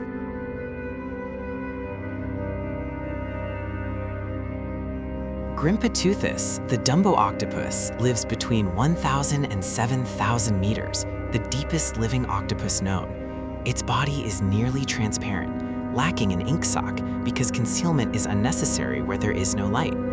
They do not follow seasonal reproductive cycles like surface species. Females carry eggs and can lay them year-round when conditions allow. In eternal darkness, time operates differently.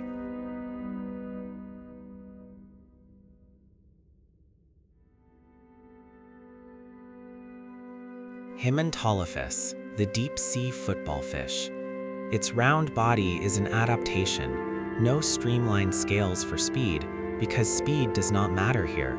Energy conservation does. It barely swims, hovering and waiting. Its lure emits silver light, different from the common blue, attracting prey accustomed to blue glows. In the darkness, even the color of light is strategy.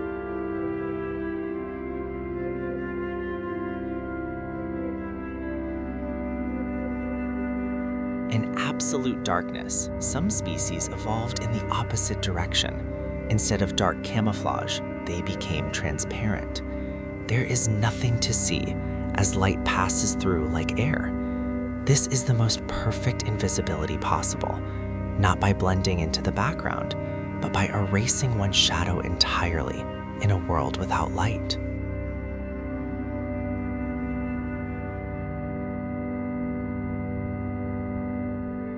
Mantis shrimp can strike with acceleration faster than a bullet, 23 meters per second in under 3 milliseconds.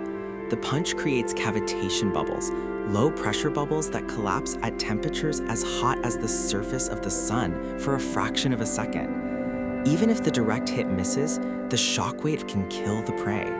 They carry a miniature nuclear-level physical weapon in their claws.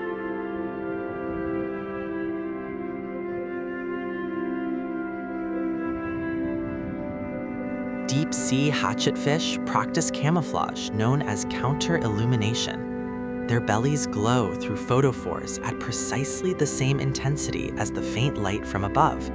Viewed from below, they vanish into the background and cast no shadow. Predators see nothing. It is optical stealth technology, perfect, battery-free, evolved over millions of years.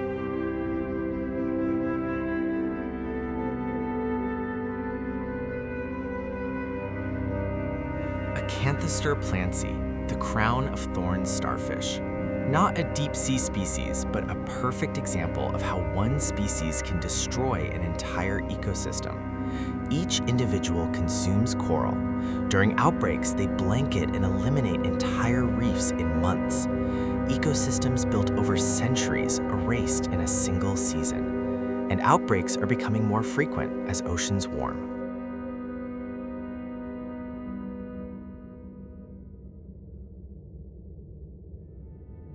Sumneosis microphycephalus, the Greenland shark. the longest living vertebrate known on Earth.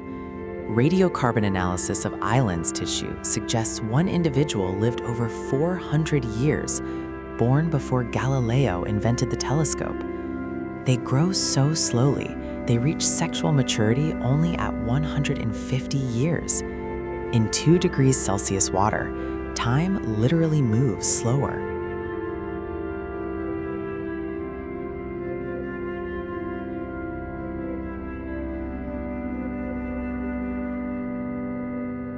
Sperm whales dive to 2,000 meters and can hold their breath for over 90 minutes. In total darkness, they hunt giant squid using echolocation, producing the loudest clicks in the animal kingdom, 230 decibels, powerful enough to stun or kill prey before contact. Many sperm whales bear large circular scars, marks left by giant squid tentacles in battles no human has ever witnessed.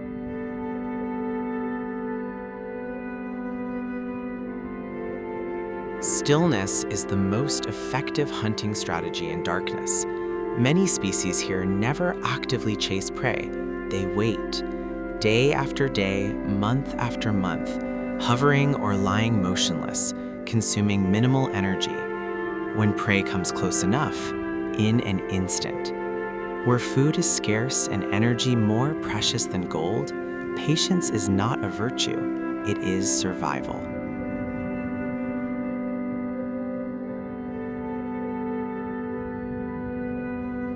4,000 meters. The seafloor, not rock, but mud.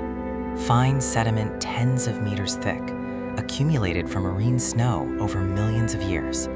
This is the abyssal plain, the flattest and most extensive terrain on Earth, stretching thousands of kilometers unchanged, silent, dark, and cold. And still, life exists here, though no one knows exactly what kind or how much.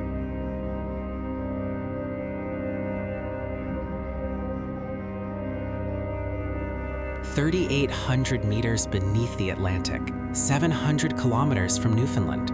RMS Titanic has rested here since the night of April 15, 1912. But this is no longer just a wreck. It is a complete ecosystem. Coral clings to the railings, fish move through corridors once filled with people. Octopus inhabit rooms that were once first-class cabins.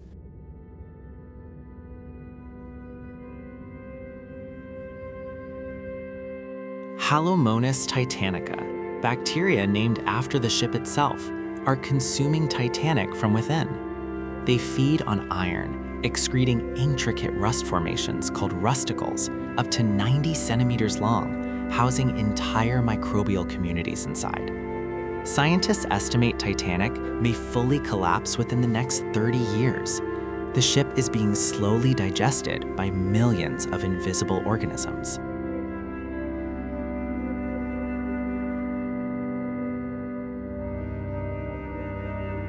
In 1912, this was the most luxurious ship ever built. Crystal fountains, grand staircases, private refrigeration for each cabin. Now, nothing remains. Wood consumed by bacteria, carpets and curtains dissolved, only metal and mud endure. Yet within that mud, thousands of objects remain intact. Leather shoes, wine bottles still holding wine, silverware still gleaming in ROV light after more than a century.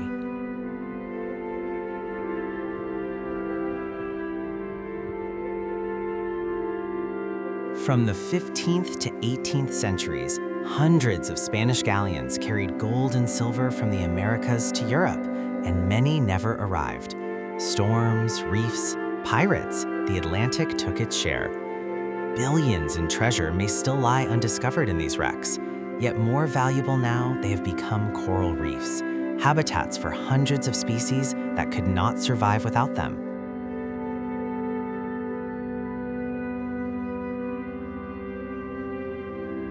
The U.S. East Coast from Florida to Cape Hatteras. Sailors in World War II called it Torpedo Junction. German U-boats hunted here from 1942, sinking hundreds of ships within months, sometimes within sight of shore. Now the wrecks of U-boats and Allied vessels lie side by side beneath the sea, coral covering both, hostility dissolved in time.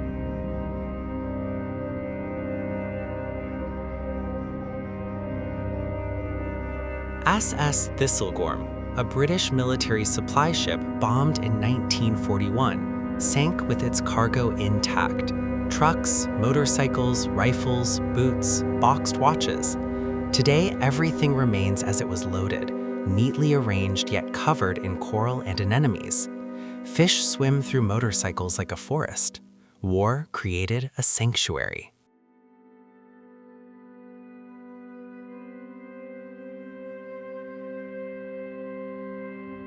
Henrietta Marie, a British slave ship wrecked in 1700 off Florida.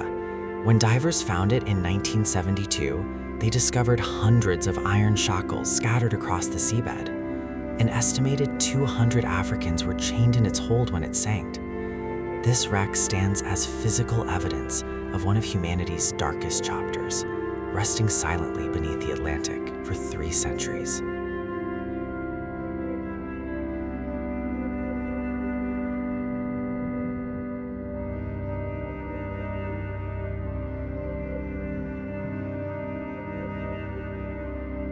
Not only ships, the Atlantic is also a graveyard for thousands of aircraft. B-17 bombers flying from America to Britain often ran out of fuel and ditched at sea.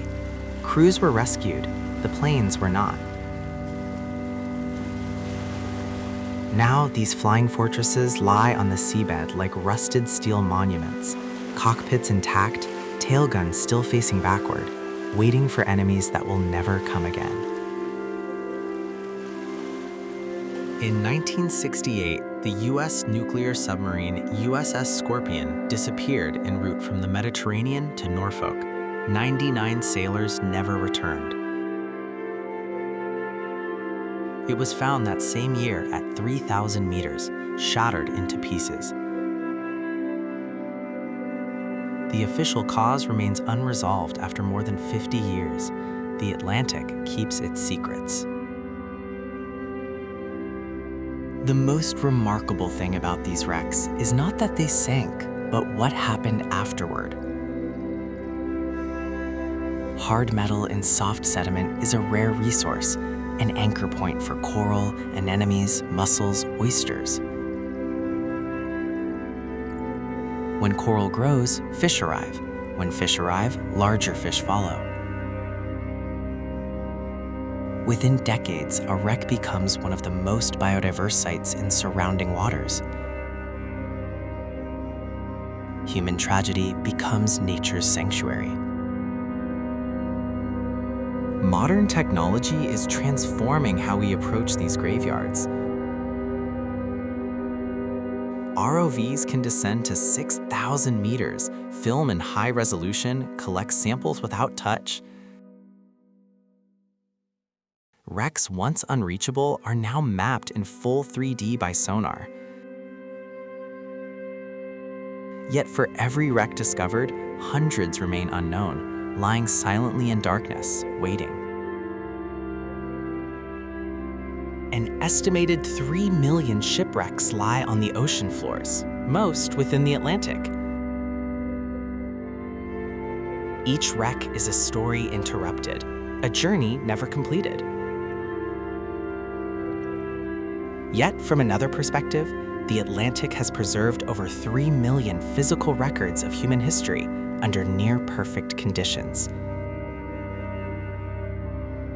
The ocean does not only take, it also keeps. In the oxygen-poor mud of the Atlantic seabed, ordinary decay bacteria cannot function. Many organic materials are preserved almost perfectly.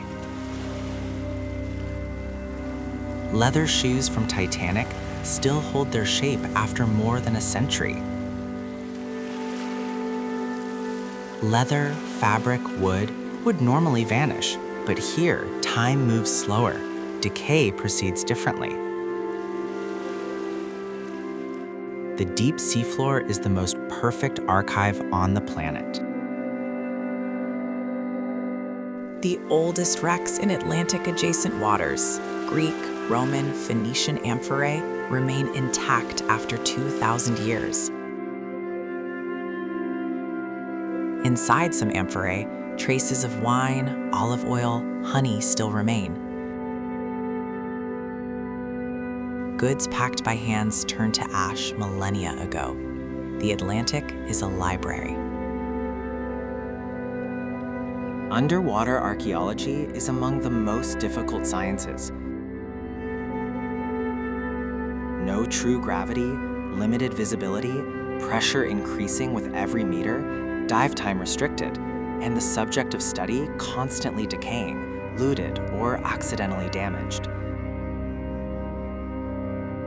Each expedition is a race against time to preserve evidence before the Atlantic claims it forever.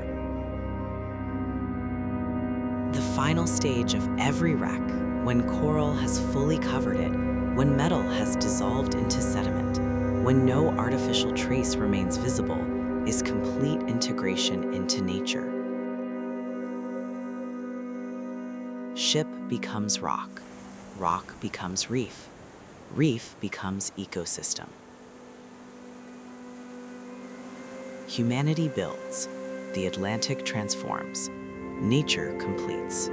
The cycle has no end. If you drained the entire Atlantic Ocean, the first thing you would see is a mountain range. The Mid-Atlantic Ridge, stretching 16,000 kilometers, is the longest mountain chain on Earth. Most of it lies underwater, except Iceland, the only country on Earth built directly atop a mid-ocean ridge. At the center of the ridge lies a rift valley, a fracture where two tectonic plates are pulling apart. Speed, about 2.5 centimeters per year, the rate your fingernails grow. It sounds small, but over 100 million years, that is why the Americas and Africa are now 7,000 kilometers apart. The Atlantic is growing, every day, millimeter by millimeter. When magma erupts from the rift and meets 2 degrees seawater, it instantly solidifies into rounded formations called pillow lava.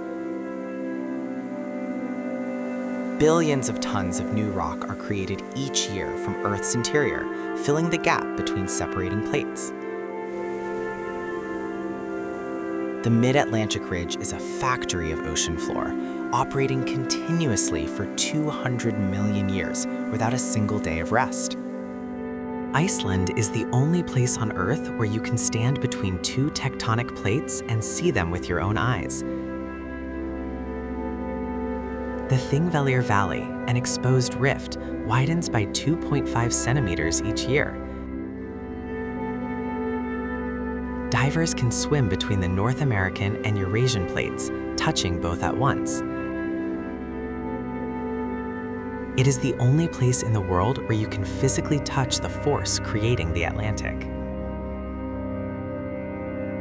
Scattered along the ridge and across the Atlantic are more than 800 identified seamounts, underwater volcanoes not tall enough to break the surface.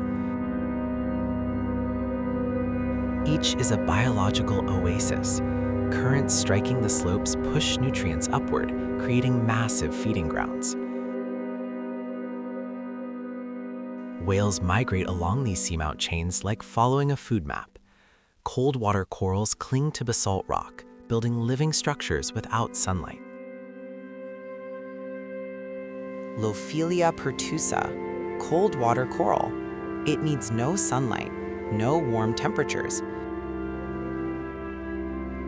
It survives at depths from 40 to 3,000 meters and waters 4 to 13 degrees Celsius.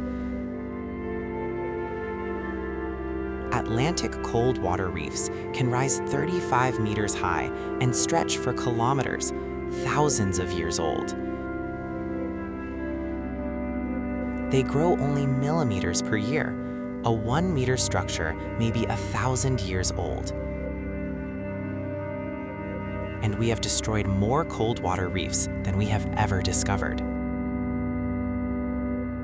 Beneath the Rift Valley, magma lies only a few kilometers below the seafloor. Heat from Earth's interior seeps through rock, heating seawater that infiltrates cracks, returning it superheated through hydrothermal vents. This is a massive heat circulation system, cold water in, hot mineral-rich water out, continuous for millions of years, sustaining ecosystems without sunlight. The Mid-Atlantic Ridge is one of the most seismically active regions on Earth. Thousands of small quakes each year, most unfelt at the surface. But when tectonic plates shift suddenly, shock waves travel through seawater at the speed of sound, 1,500 meters per second. Large quakes here can trigger tsunamis reaching the coasts of Europe and the Americas. The Atlantic seafloor is Earth's most perfect geological book. The farther from the ridge, the older the crust, each layer recording a chapter of geological time. By reading the Atlantic floor, geologists reconstructed 200 million years of continental drift, from the breakup of Pangaea to the present. Scattered along the Mid-Atlantic Ridge are islands, volcanic peaks tall enough to breach the surface. Ascension, St. Helena, Tristan da Cunha, among the loneliest islands on Earth, thousands of kilometers from the nearest continent. St. Helena, Napoleon's place of exile, rises 4,000 meters from the seafloor, yet only 818 meters above sea level. When magma solidifies into rock, magnetic minerals align with Earth's magnetic field, recording its direction like magnetic tape. Earth's magnetic field reverses every 200,000 to 300,000 years, and each reversal is preserved in alternating magnetic stripes on the seafloor. By reading these stripes, we know precisely how the ocean floor has spread, the most perfect evidence of plate tectonics. 2,000 meters beneath the Atlantic surface, surrounding water temperature 2 degrees Celsius.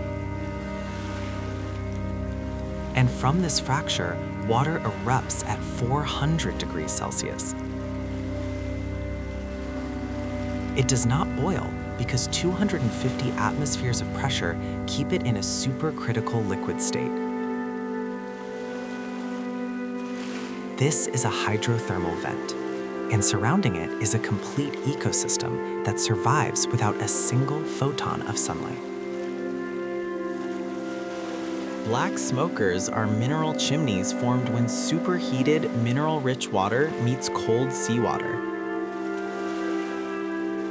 They can rise up to 60 meters, grow within decades, and sometimes collapse within hours.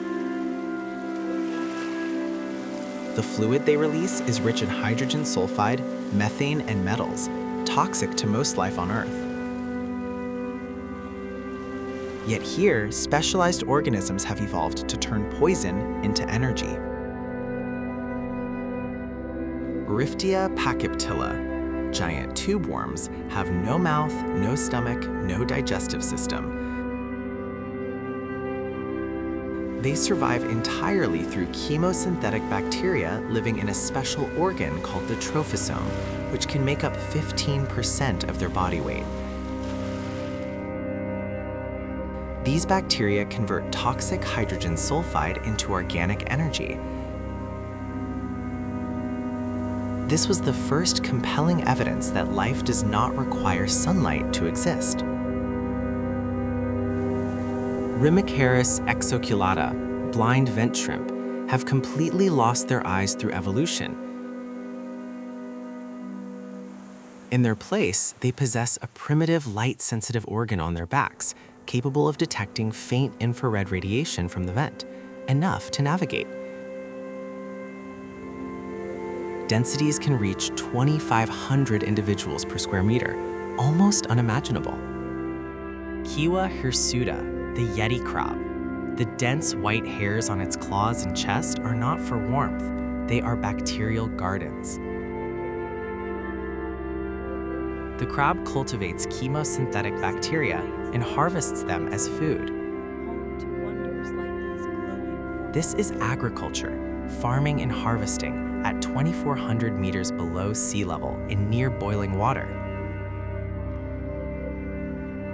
Evolution invented agriculture millions of years before humans. Chrysomalin squamiferum, the scaly-foot snail, is the only known animal with an exoskeleton made of iron sulfide. Its shell and scales are mineralized directly from vent fluids. When discovered in 2001, the US military studied its shell structure for advanced armor design. Sometimes the best solutions are waiting on the ocean floor. In 2000, scientists discovered the lost city on the Mid-Atlantic Ridge, a vent system unlike black smokers.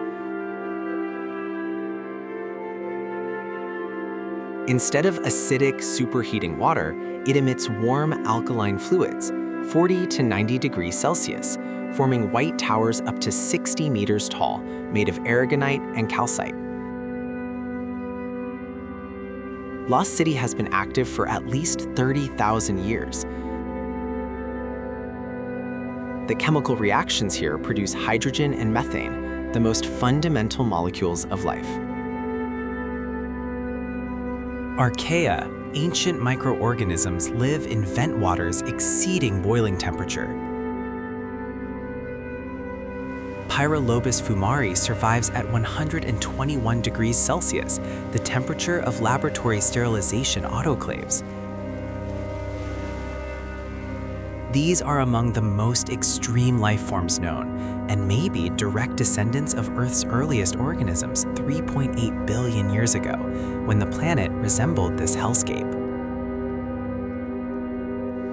Pycnogonids, sea spiders, are not true spiders, but a distinct class of arthropods. In deep, cold waters and vent regions, some species reach giant sizes, legs up to 70 centimeters long. This is deep-sea gigantism. Cold temperatures and high oxygen levels allow invertebrates to grow beyond surface limits. Here, the rules of size are rewritten. Bathymodialis, giant vent mussels, host chemosynthetic bacteria in their gills instead of filter feeding like typical mussels. They are mobile chemical factories. Some species can survive in both methane-rich and hydrogen sulfide-rich environments, earning the nickname dual fuel. In unstable vent habitats, flexibility is survival. Hydrothermal vents do not last forever. When magma shifts or cools, the heat source shuts down, sometimes within days, sometimes within hours.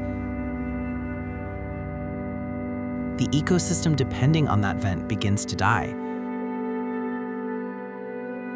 But before it does, larvae and spores disperse into deep currents, the offspring of a dying vent drifting in search of another, perhaps hundreds of kilometers away. Cold seeps are not hot vents, but slow leaks of methane and hydrogen sulfide without heat. No towers, no smoke, only bubbles rising and white bacterial mats spreading like snow. Cold seep ecosystems are less rich than hydrothermal vents, but far more stable, lasting hundreds of thousands of years, sustaining unknown communities awaiting discovery. DSV Alvin, the legendary American research submersible, first brought humans to observe hydrothermal vents in 1977. When the crew saw forests of red tube worms in total darkness, they could hardly believe their eyes. It is said a biologist opened a bottle of wine kept for special occasions right then and there. This was one of the most important biological discoveries of the 20th century, and it happened on the ocean floor.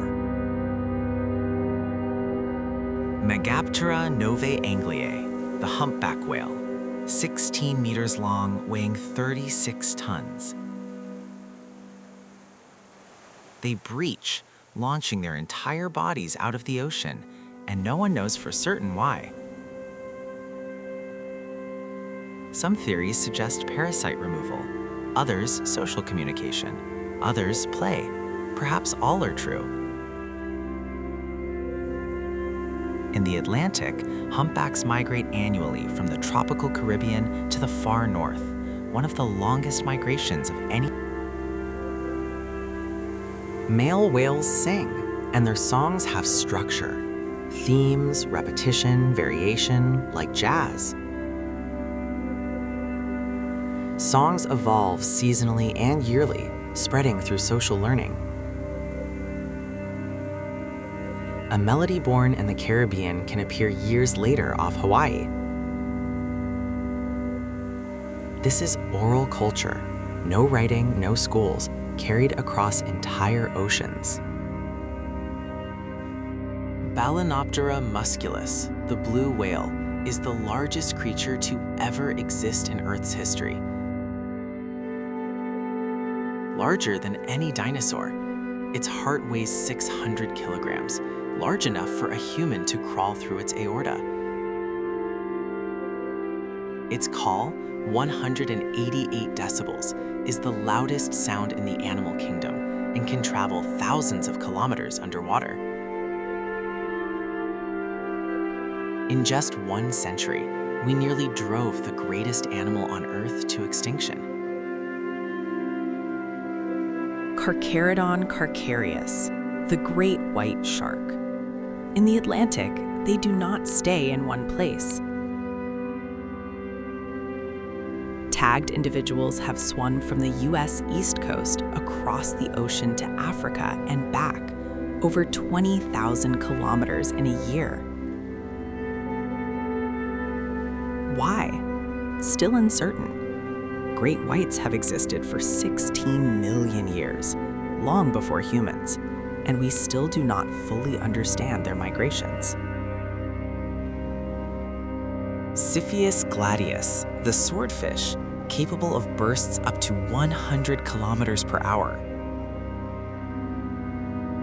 They do not stab prey with their bill. They slash through schools of fish, then circle back to consume the injured. They possess specialized organs that warm their eyes and brain, raising eye temperature 10 to 15 degrees Celsius above surrounding water, enhancing visual processing in cold, deep nighttime hunts. Manta birostris, the oceanic manta ray, wingspans up to 7 meters, weighing 2 tons. They migrate across the Atlantic following plankton blooms and temperature gradients. They have one of the largest brain-to-body ratios among fish and pass multiple cognitive tests. Mantas recognize themselves in mirrors, one of the few non-primate species known to do so. We still do not know exactly how long they live. Anguilla anguilla, the European eel. It lives 10 to 20 years in European rivers and lakes. Then something changes. Eyes enlarge, the body turns silver, digestion shuts down. They swim 6,000 kilometers to the Sargasso Sea to spawn and die. Their young drift for 3 years on the Gulf Stream back to Europe. The life cycle is complete, yet no one has ever witnessed European eels spawning. A mystery unfolding for millions of years without human observation. Each autumn, billions of herring migrate south along the Atlantic coast. Their schools are so dense that ship sonar mistakes them for the seabed. Whales, tuna, sharks, seabirds all converge for what may be the greatest feeding event on Earth. And when it ends, the herring continue. Billions of small creatures coordinating 1,000-mile journeys through simple rules. Octopus vulgaris, the common octopus, is among the most intelligent invertebrates on Earth. They solve puzzles, use tools, recognize human faces, and treat individuals differently. Each arm contains its own semi-autonomous nervous system. 2/3 of neurons are in the arms, not the brain. Even a severed arm can respond independently for up to an hour. The octopus thinks with its body. Hippocampus, the seahorse. Males become pregnant. They possess brood pouches, receive eggs from females, nourish them, and give birth. Each morning, pairs perform a greeting dance, changing colors and synchronizing movements, reinforcing their bond. Some species mate for life. In an ocean full of predators and danger, seahorses choose loyalty. Bluefin tuna hunt cooperatively. One group drives prey upward, another attacks from below, others from the sides. There is no commander. Each fish reads the movement of the school and reacts. Collective intelligence emerges from simple rules. In the ocean, the most effective hunter is not the strongest or fastest, but the smartest as a group. Night over the Atlantic is when the ocean truly reveals itself. Billions of bioluminescent organisms become active. Dinoflagellates glow blue when disturbed. Every wave, every movement leaves trails of light. Boats carve luminous paths through darkness. Swim at night in the Atlantic, and every motion paints with light. The ocean is watching you.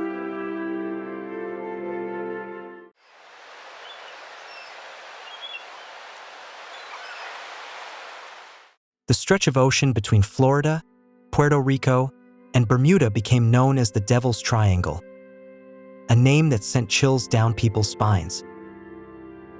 Dozens of ships and aircraft vanished here without a trace. And the most famous story began on December 5th, 1945.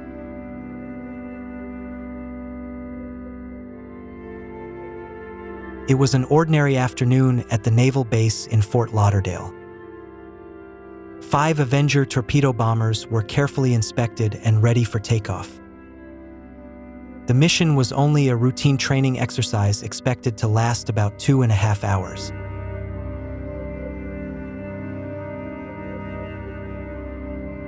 Leading the squadron was Lieutenant Charles Taylor, an experienced pilot with hundreds of flight hours.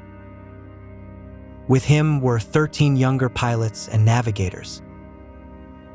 None of them knew this would be their final flight.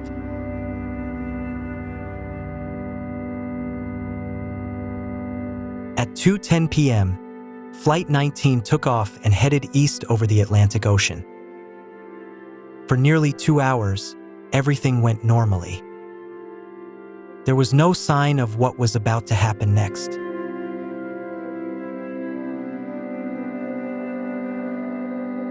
At 3:45 p.m., the control tower received a transmission from Taylor. The compasses were malfunctioning. He could no longer determine where west was. The ocean below looked strange in a way he could not explain.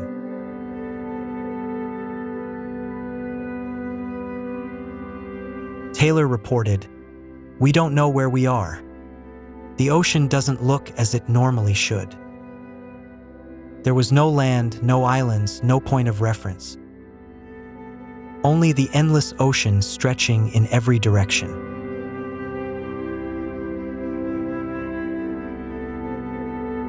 The other pilots began arguing over which direction to fly. Some believed they should head west, others thought south. Taylor insisted on staying the course, convinced they were flying over the Gulf of Mexico.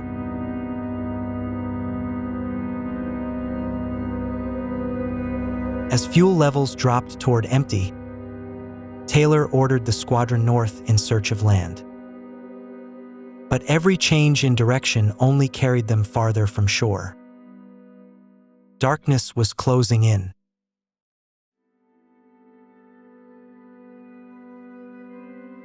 At 5 p.m., the radio signal grew weak and broken.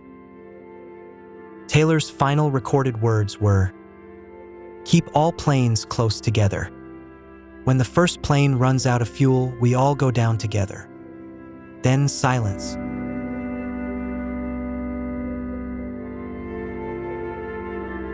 Five Avenger aircraft and 14 men vanished into the night over the Atlantic Ocean. No wreckage, no bodies, and no distress signal were ever found. Flight 19 became legend.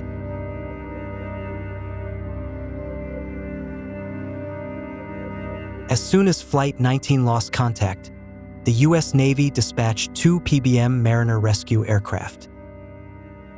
These long-range patrol planes were specially designed for search missions over the sea. But the unimaginable was about to happen.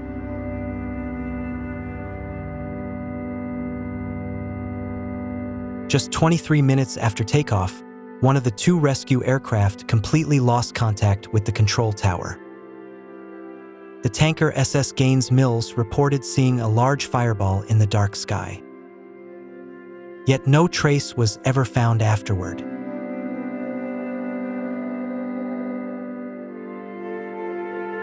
A total of 27 men disappeared in a single day, an unprecedented tragedy in American civilian and military aviation history. The search continued for days but produced no results.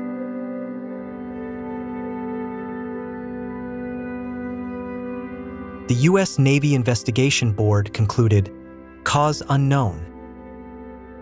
It was a diplomatic phrase for something they truly did not understand. That conclusion only fueled the mystery surrounding the Bermuda Triangle.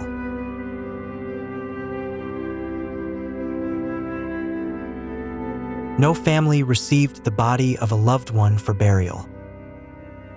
No satisfying answers were ever given. Pain and mystery remained intertwined for decades afterward. Flight 19 became a wound that never healed.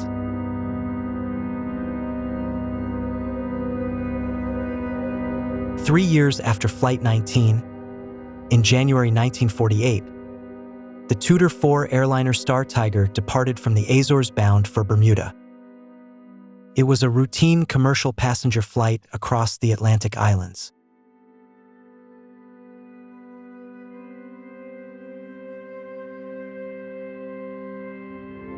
With less than 2 hours remaining before reaching Bermuda, Star Tiger suddenly went silent. There was no distress signal and no message from the crew. A 5-day search found no wreckage at all.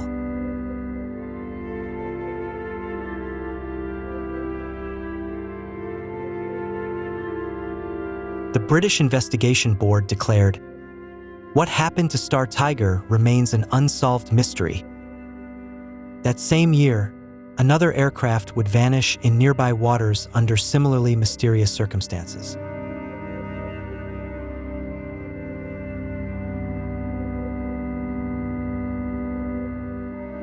In December 1948, a Douglas DC-3 with registration NC 16002 departed from San Juan bound for Miami. On board were 31 people, 27 passengers, and 4 crew members. They never arrived.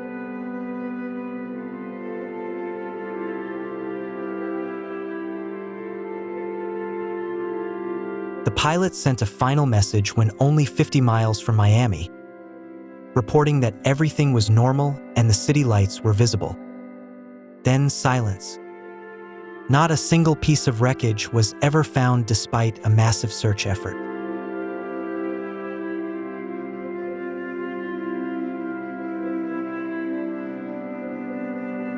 One of the most common theories involves magnetic anomalies in the Bermuda Triangle.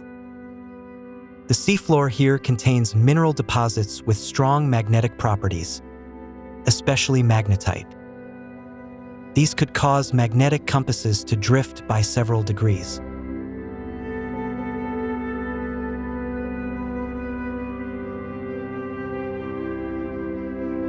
In 1945, aircraft and ships depended entirely on magnetic compasses for navigation. There was no GPS and no satellite positioning system. If the compass was wrong, pilots had no reliable way to confirm their true location.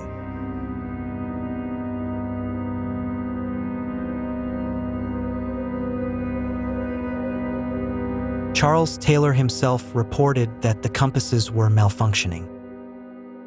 He believed he was flying over the Gulf of Mexico when he was actually over the Atlantic Ocean. A small navigational error, multiplied over hours of flight, became fatal.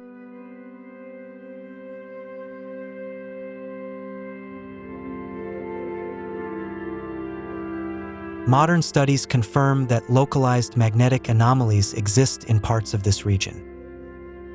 But they are not strong enough to seriously affect modern equipment.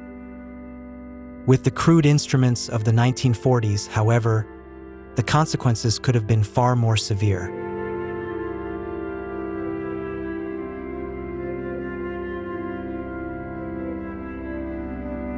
Many scientists consider this the most plausible explanation for Flight 19. Not the supernatural, not aliens, just basic physics and outdated technology placed in an unforgiving situation.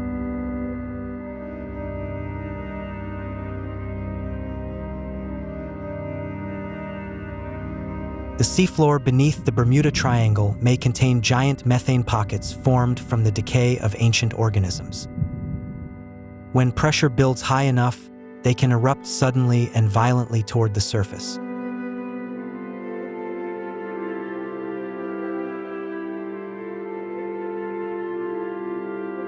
When a large volume of methane suddenly rises, the density of the water drops instantly.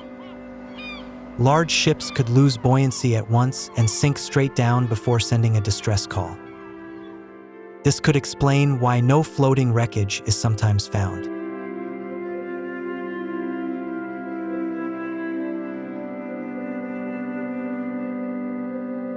For low-flying aircraft, methane entering the engine system could cause engine failure. Flames from the engines meeting a methane cloud could trigger an immediate explosion. This theory attempts to explain the disappearance of both ships and aircraft.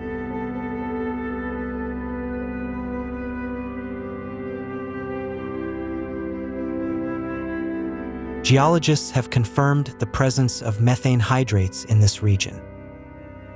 Some studies, including research published in 2003 by Australian scientists, suggest that major gas eruptions in the past may have been powerful enough to sink medium-sized ships within minutes.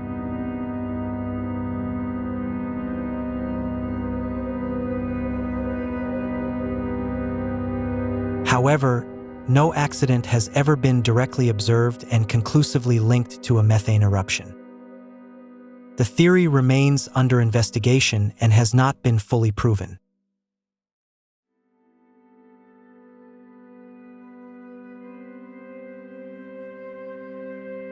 The Bermuda Triangle lies within one of the most active tropical storm regions on Earth.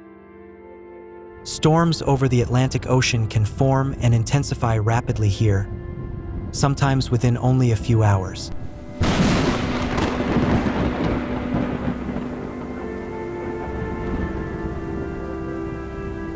Massive waves combined with violent winds can sink small and medium ships within minutes. For aircraft, Turbulent air from storms can cause total loss of control. In 1945, there was no weather radar, so pilots had no way of knowing where storms were.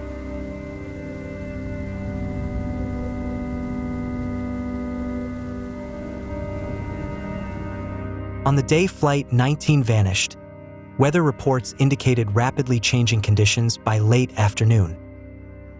There were no early warning systems and no real-time data. Pilots could fly directly into a storm without realizing it.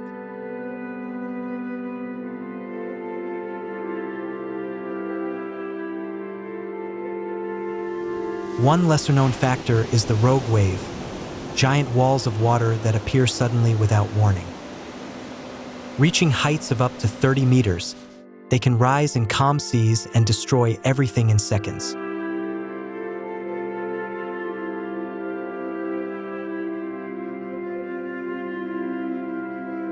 Data from NOAA confirms that the Bermuda Triangle is one of the most meteorologically unstable regions on Earth. This factor alone may explain the majority of reported disappearances.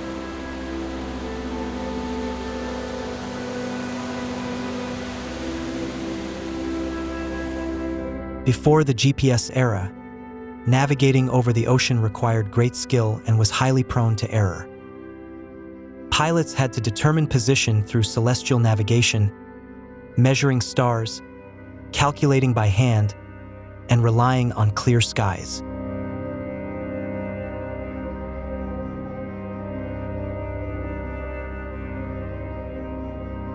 Charles Taylor was an experienced pilot, but he had limited flying time east of Florida. Investigators believe he misidentified the islands below him. Instead of recognizing the Bahamas, he believed he was seeing the Florida Keys.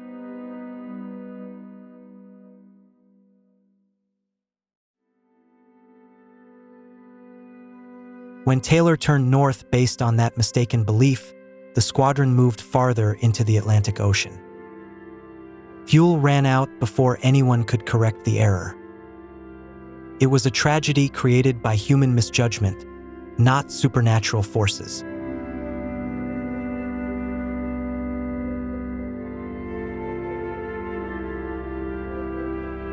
Taylor's family rejected that conclusion. They believed he was an exceptional pilot who could not have made such a basic mistake. But even the most skilled professionals can fail under stress and limited information.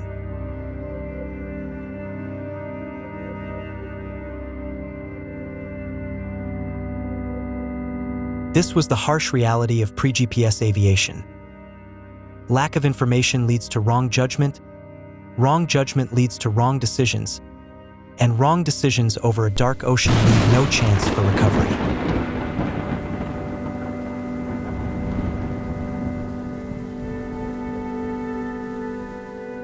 The Bermuda Triangle became a pop culture phenomenon in the 1970s when Charles Berlitz published The Bermuda Triangle, which sold more than 20 million copies worldwide.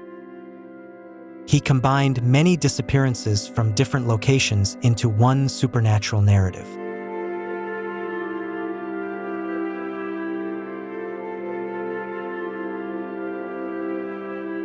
What few people know is that Lloyd's of London, the world's most famous maritime insurer, does not charge higher premiums for vessels crossing the Bermuda region. If it were truly abnormally dangerous, they would have known first.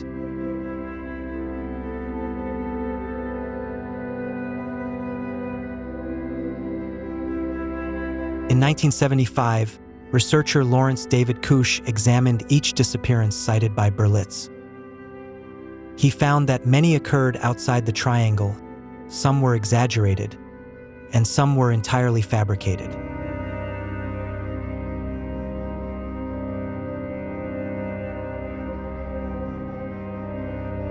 When disappearance rates are adjusted for the density of ship and aircraft traffic, the Bermuda Triangle is not exceptional. The Mediterranean Sea, the South China Sea, and waters around Japan actually show higher accident rates.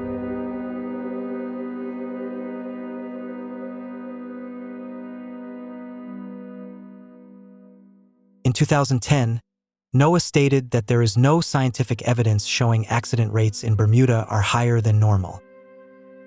The legend had grown larger than reality.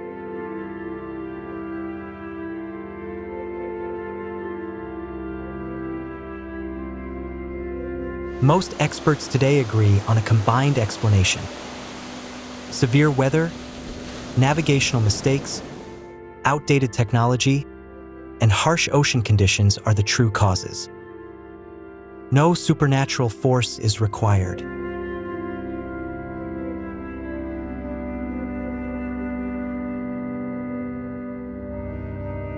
Every year, thousands of flights and tens of thousands of ships pass safely through the Bermuda Triangle. With GPS, radar, and satellite communication, this region is no more dangerous than anywhere else.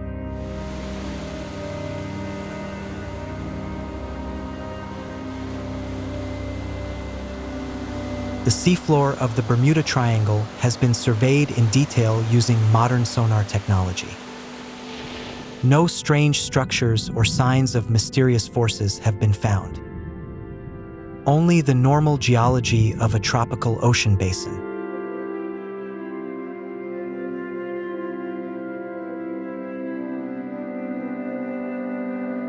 The real mystery is not the disappearances, but why people so deeply want to believe in mysteries. We search for extraordinary stories in a world where ordinary explanations often feel less satisfying than legend.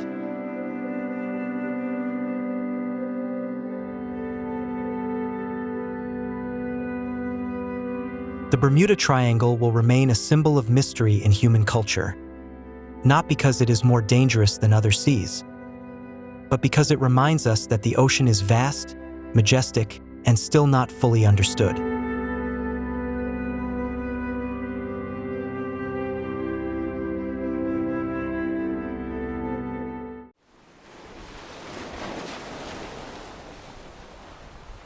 Over 70% of Earth is covered by oceans. Yet global trade and energy flows depend on a few incredibly small points. These are strategic straits, where history, geography, and power converge.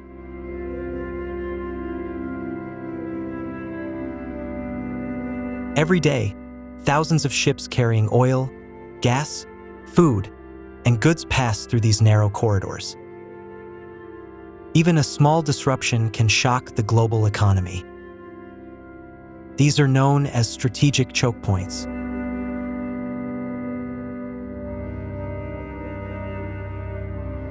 Among hundreds of straits worldwide, 5 stand out: Hormuz, Malacca, Gibraltar, Bosphorus, and Bering. Each has unique natural conditions that shape its value and risks.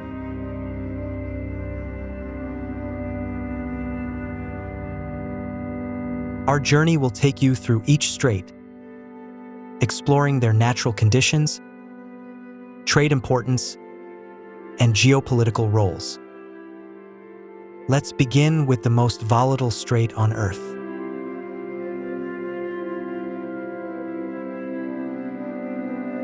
From space, the Strait of Hormuz appears as a narrow passage connecting the Persian Gulf to the Arabian Sea. At just 34 kilometers wide at its narrowest point, it is the world's most critical energy artery. Every year, billions of dollars worth of oil flow through it.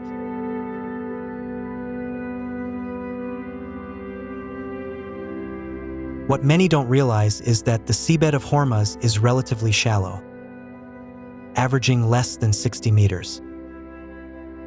This makes it highly vulnerable to blockades using mines or submarines. Militarily, its shallow depth is a key control factor.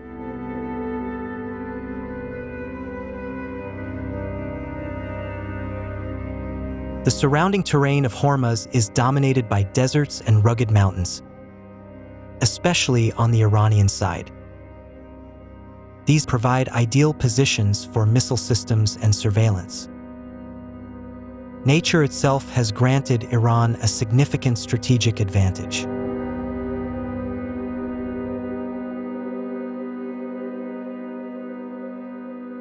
Every day, around 21 million barrels of oil pass through Hormuz, nearly 1/3 of global supply. Warm waters and relatively calm seas favor navigation, but the extremely dense traffic means any incident can have serious consequences.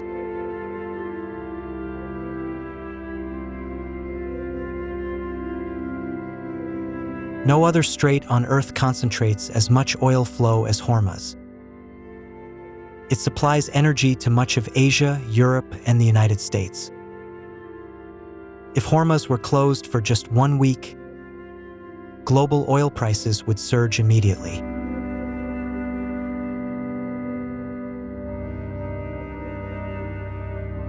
This region is a constant flashpoint between Iran and the United States. Tehran has repeatedly threatened to close the strait in response to sanctions. Washington maintains a naval presence here to ensure freedom of navigation.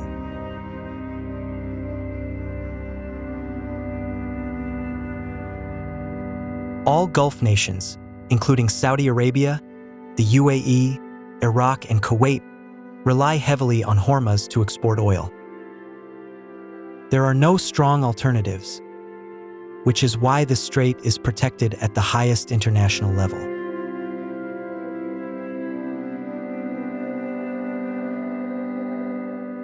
History has shown that whenever tensions rise in Hormuz, global oil prices surge instantly. In 2019, tanker attacks sent shockwaves through global markets within hours.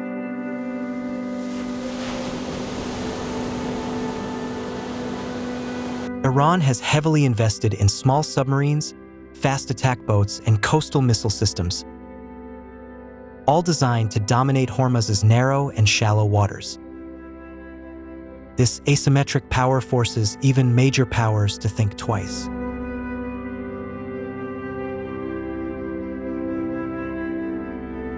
Hormuz stands as the clearest symbol of the world's dependence on tiny geographic, just 34 kilometers wide, yet capable of shaping the fate of the global economy.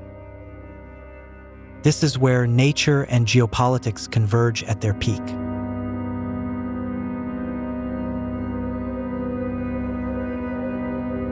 If Hormuz is the artery of oil, then Malacca is the bridge between two great oceans. Stretching over 800 kilometers, it connects the Indian Ocean to the Pacific, running between the Malay Peninsula and Indonesia's Sumatra Island.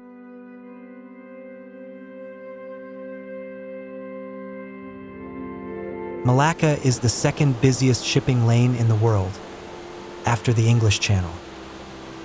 Over 80,000 ships pass through each year, carrying around 30% of global trade.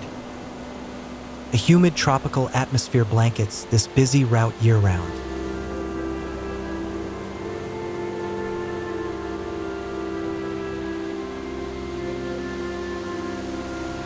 Unlike Hormuz, Malacca is shallow and winding in many sections.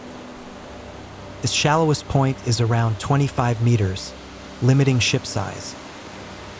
Ultra-large tankers are forced to reroute through Lombok or Sunda, adding days to their journey.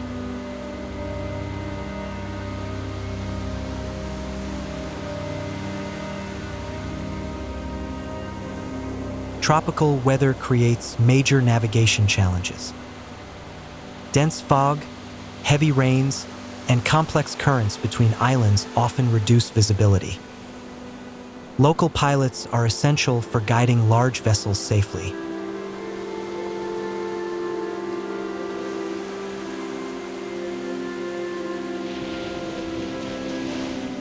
China, Japan, and South Korea rely heavily on Malacca for energy imports from the Middle East. This is why Beijing calls it the Malacca Dilemma, one of its greatest strategic concerns.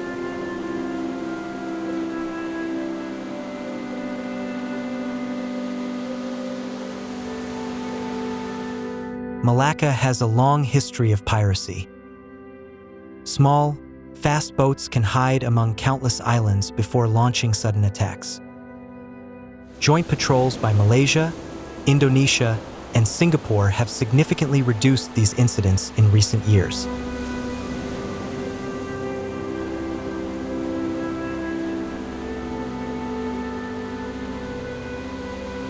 Singapore, small yet incredibly wealthy, has built its prosperity on its position at the gateway of Malacca.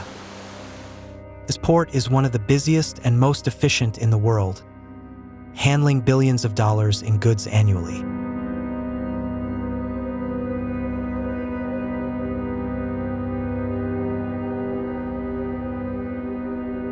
At its narrowest point near Singapore, the two shores are less than 3 kilometers apart. Small fishing boats and massive container ships share the same narrow waters. The traffic management system here is as precise as air traffic control.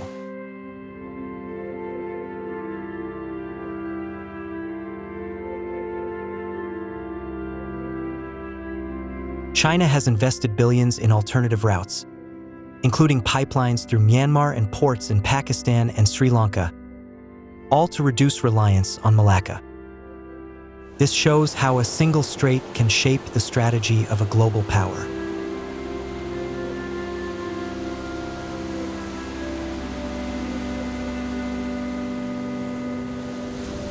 Malacca is more than just a strait, it is Asia's lifeline. Trade, energy, and power for much of the continent flow through these waters. It is no surprise that every major power seeks influence here.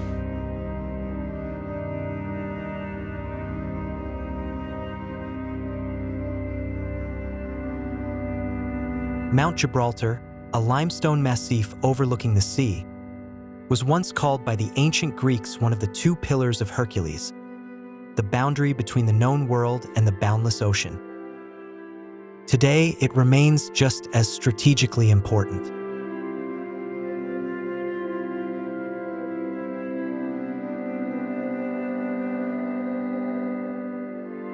Gibraltar is where two very different seas meet. The Atlantic Ocean and the Mediterranean create powerful, complex currents, with surface and deep waters flowing in opposite directions.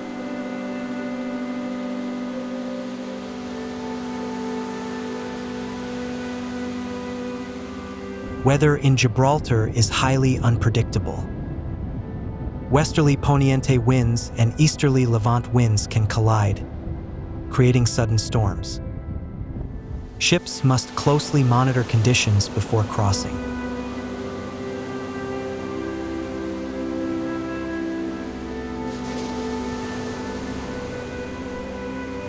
Gibraltar is a British overseas territory, despite sitting on Spain's doorstep. A centuries-long sovereignty dispute between the UK and Spain remains unresolved, further complicated by Brexit.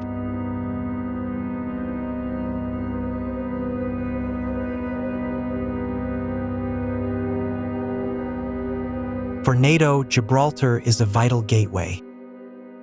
Controlling the strait means controlling the flow between the Atlantic and the Mediterranean, from the Americas to the Middle East.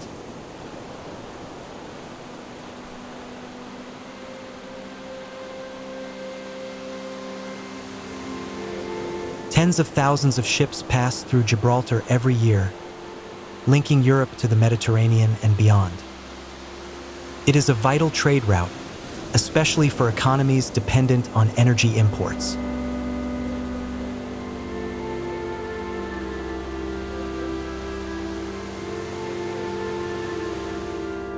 Gibraltar is more than a strait, it is a symbol of maritime power through the ages.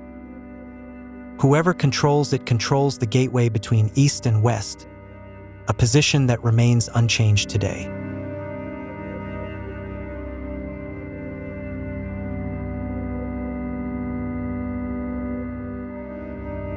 No strait in the world is as iconic as the Bosphorus. Just 31 kilometers long and less than 700 meters wide at its narrowest point, it divides Istanbul in two and separates Europe from Asia.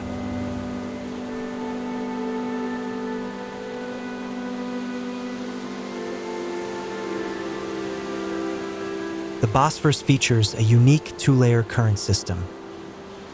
Less saline water from the Black Sea flows on the surface toward the Marmara, while denser, salter water flows in the opposite direction below. This creates unique underwater conditions.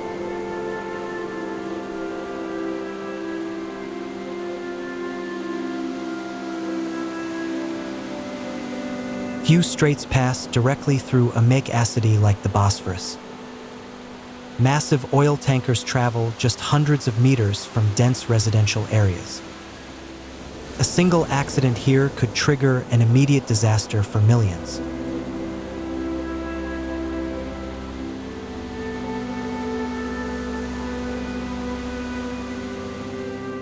The Bosphorus, together with the Dardanelles, forms the only outlet from the Black Sea. Countries like Russia, Ukraine, and Romania depend on this route to access global waters. It is a powerful geopolitical leverage point.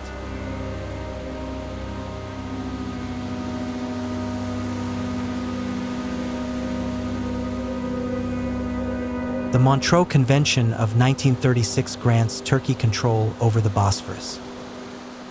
Ankara can restrict or close the strait to foreign warships during times of conflict. It is one of the most unique strategic powers in the world.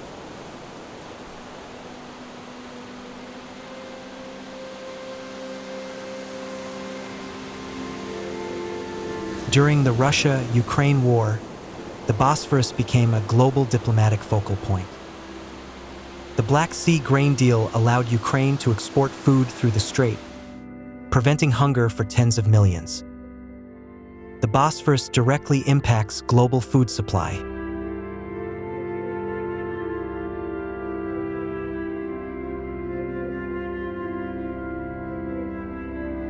Beyond its surface, the Bosphorus is also connected beneath.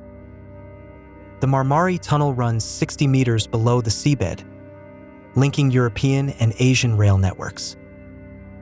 It stands as a remarkable feat of modern engineering.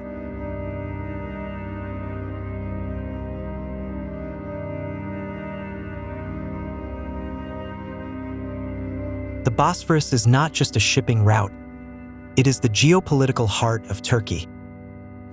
Ankara leverages control of the strait to balance relations between NATO and Russia, maintaining strategic influence during global crises.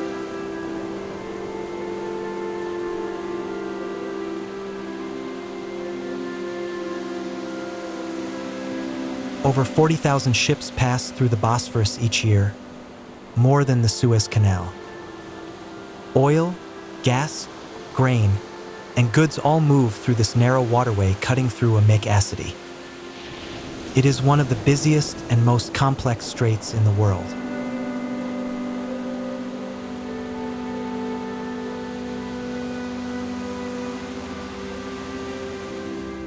At the far north, where Alaska and Siberia are just 86 kilometers apart, lies the Bering Strait, a natural boundary between the United States and Russia.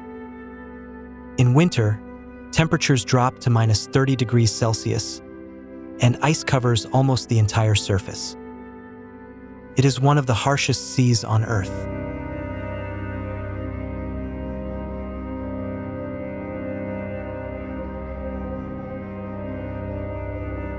For most of history, the Bering Strait has been nearly unusable for commercial shipping. Blizzards, dense fog, and thick ice make navigation extremely dangerous. Only specialized fleets, particularly from Russia, operate here regularly.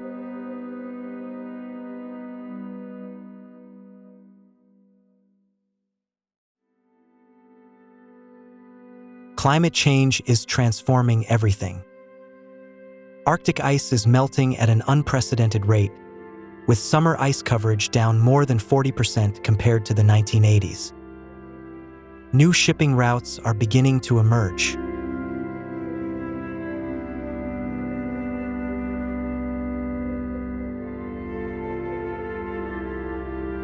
The Arctic route through the Bering Strait can shorten travel between Europe and Asia by up to 40%.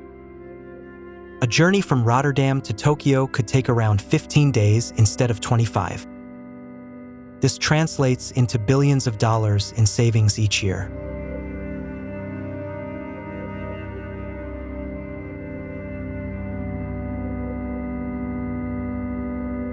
The Bering Strait is becoming a new arena of competition between the United States, Russia, and increasingly China. Whoever controls this region may control future trade routes and vast Arctic resources.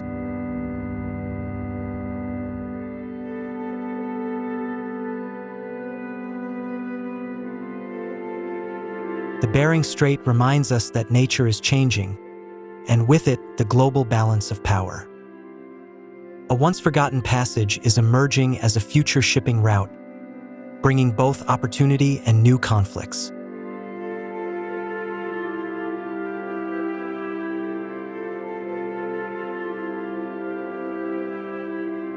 Looking back, each strait has completely distinct natural characteristics. Hormuz is shallow and narrow. Malacca is tropical and complex. Gibraltar has powerful currents. The Bosphorus features two opposing water layers.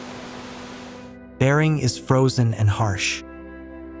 These differences define their unique value and risks.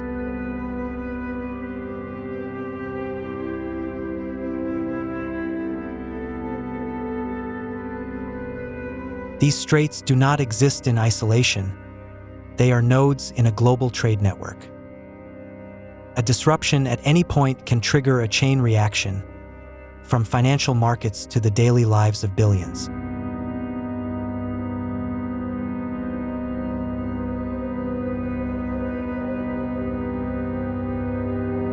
Control over strategic straits directly influences global negotiations.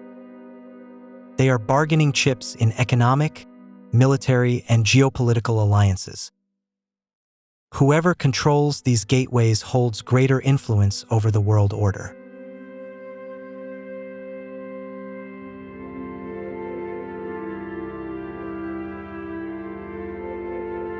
From space, Earth appears as a water planet. Yet these narrow passages shape the destiny of 8 billion people. Straits are not just pathways for ships. They are where history is written and the future is shaped.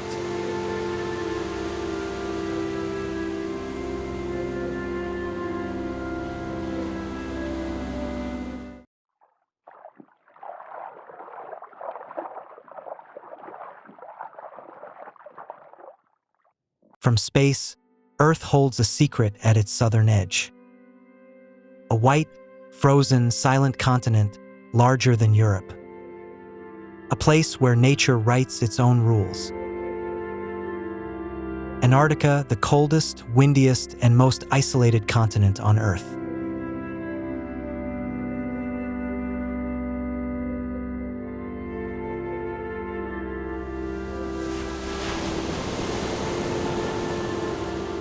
A land that belongs to no nation, no one, only to time and to ice.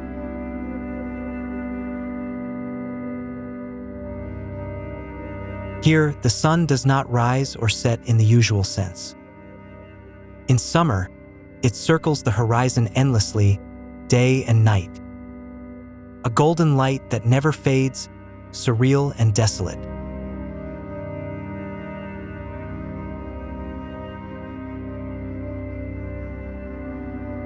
More than 98% of Antarctica is covered by ice, averaging 2.3 kilometers thick.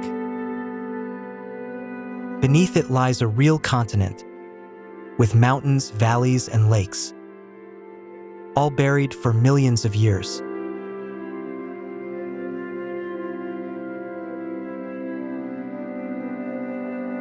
In this absolute wilderness, life still finds a way. The emperor penguin, a symbol of endurance and will. It does not escape the cold. It chooses to live within it.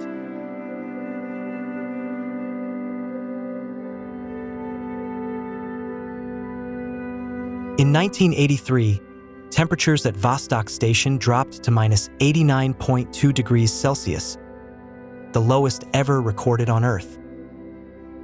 At such extremes, the air can freeze human lungs within seconds. Even breath turns to ice before it touches the ground.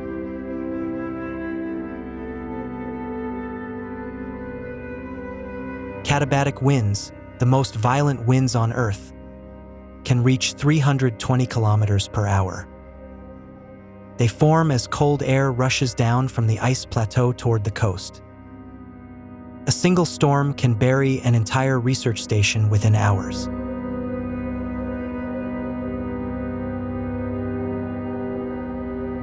A whiteout, when sky and ground merge into a single field of white. Humans lose all sense of direction, unable to tell up from down. Many explorers have died just meters from their camps.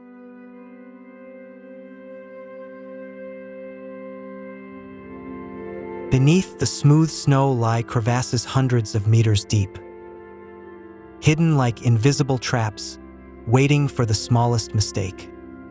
One wrong step can be the last.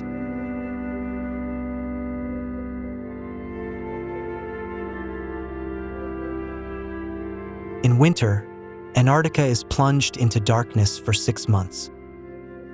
Temperatures drop further, winds intensify, and no rescue flights can reach it. Those who remain must face both the cold and complete isolation.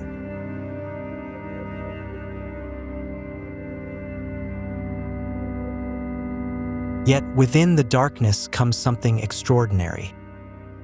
The aurora australis dances across an untouched sky. A cosmic display of light reserved for those brave enough to stay.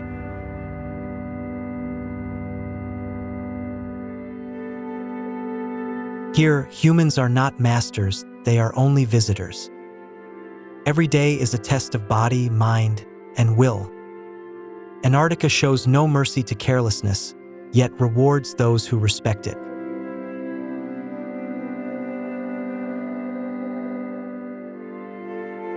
The Southern Ocean encircles Antarctica like a vast natural moat.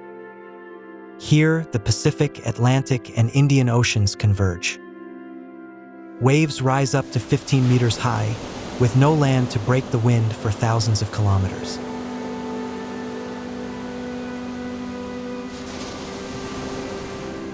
The Southern Ocean is the engine of global ocean circulation. Dense cold water sinks here, driving warm currents across the planet. If this system were to stop, Earth's climate would be transformed entirely. The Southern Ocean is the richest feeding ground for humpback whales. They migrate thousands of kilometers just to reach these waters each summer.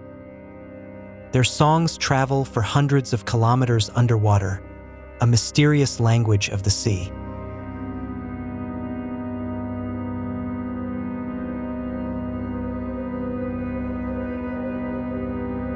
Krill, tiny creatures only a few centimeters long, form the backbone of the Antarctic ecosystem. A blue whale can consume up to 4 tons of krill each day. If krill disappear, the entire food chain collapses.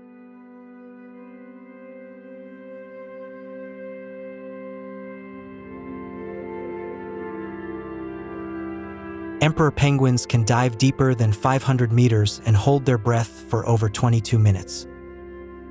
Their bodies slow their heart rate to conserve oxygen. Beneath the surface, they become perfect hunters.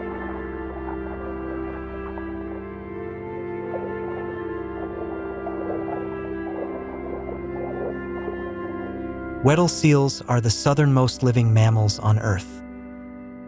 They carve breathing holes through ice to access the ocean in winter. Their calls echo beneath the ice like strange, otherworldly music.